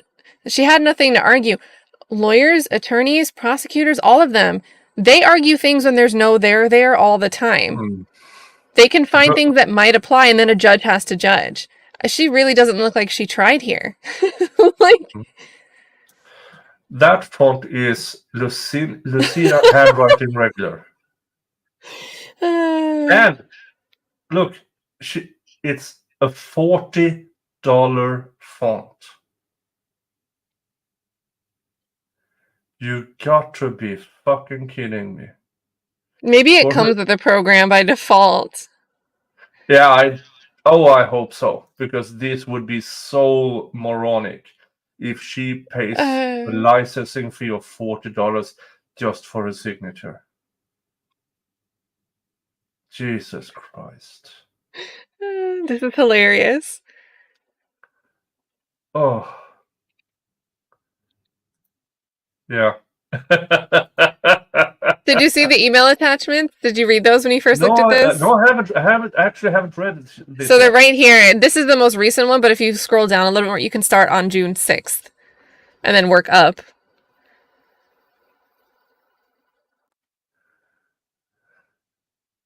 Okay, yeah, so. March 1st.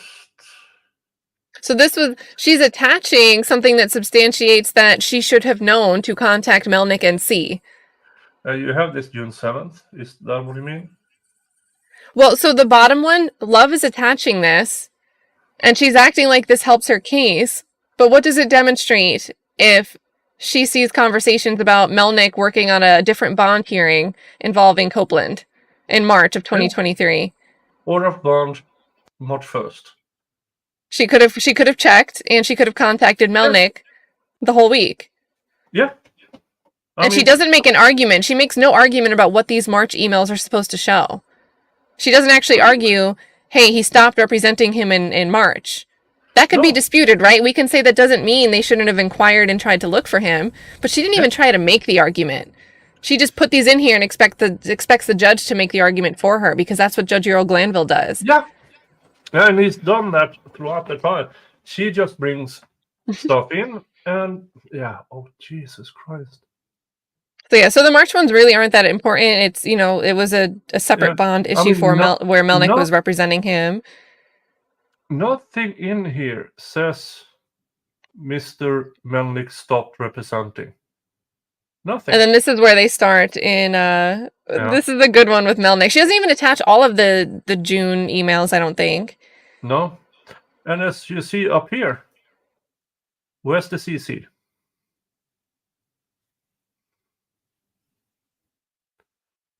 She claimed he CC'd. Where's the CC? It's insanely stupid. Like, her receipts do not help her. No. And she doesn't even offer the proper argument within her argument to guide, to paint the roadmap to the judge. This is my argument. This is why. Here's the exhibits to back that up. Like, it's just, it's just not there. It's like the Three Little Pigs. Like, how do you build a house? Your house isn't going to stand if you don't have a foundation and a frame and all the parts and pieces. Yeah. Yeah. I am. Yeah, it's just her entire these 9 pages of text. And so yeah, they are right in the chat that in Steele's supplement there are emails also. Some of them are different emails though, and we do see CCs. But at the same time, I believe she said in the ex parte meeting, oh, I think they messaged me accidentally on accident. They messaged me into Hilton accidentally. But when we look at the supplement from Brian Steele, we see that who's CC'd is Shart and Steele, which she corrects and kind of says accurately here, but then attaches the wrong email. Yeah. She doesn't attach the one where the other 2 attorneys are CC'd. Yeah. So she just, all the time, her brain is just always scrambled. And this is who's in charge of this RICO case. Yeah, well technically it's still not Fanny, Phony Willis. Is the I don't know how to pronounce it, and I'm just saying when it comes to Phony Willis, her father has traveled all around the world, well-renowned lawyer, and he knows what Fanny means in all parts of the world. In the United States, Fanny is the back end. In Europe, it's the front end.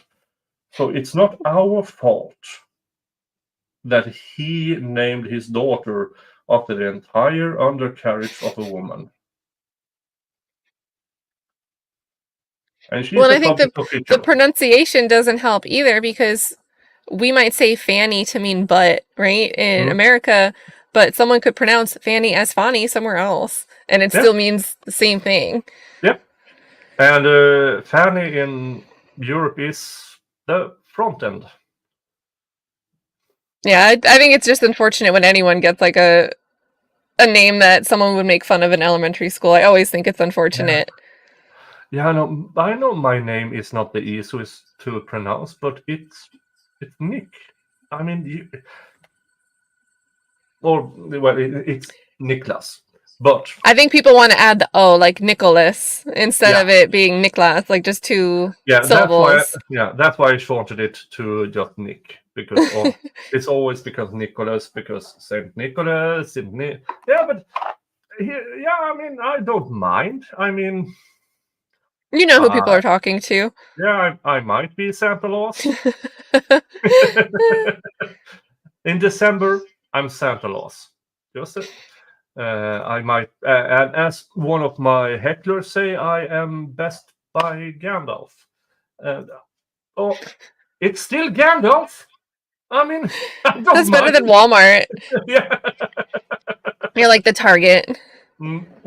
The store Target is like the nicer Walmart in America. Yeah.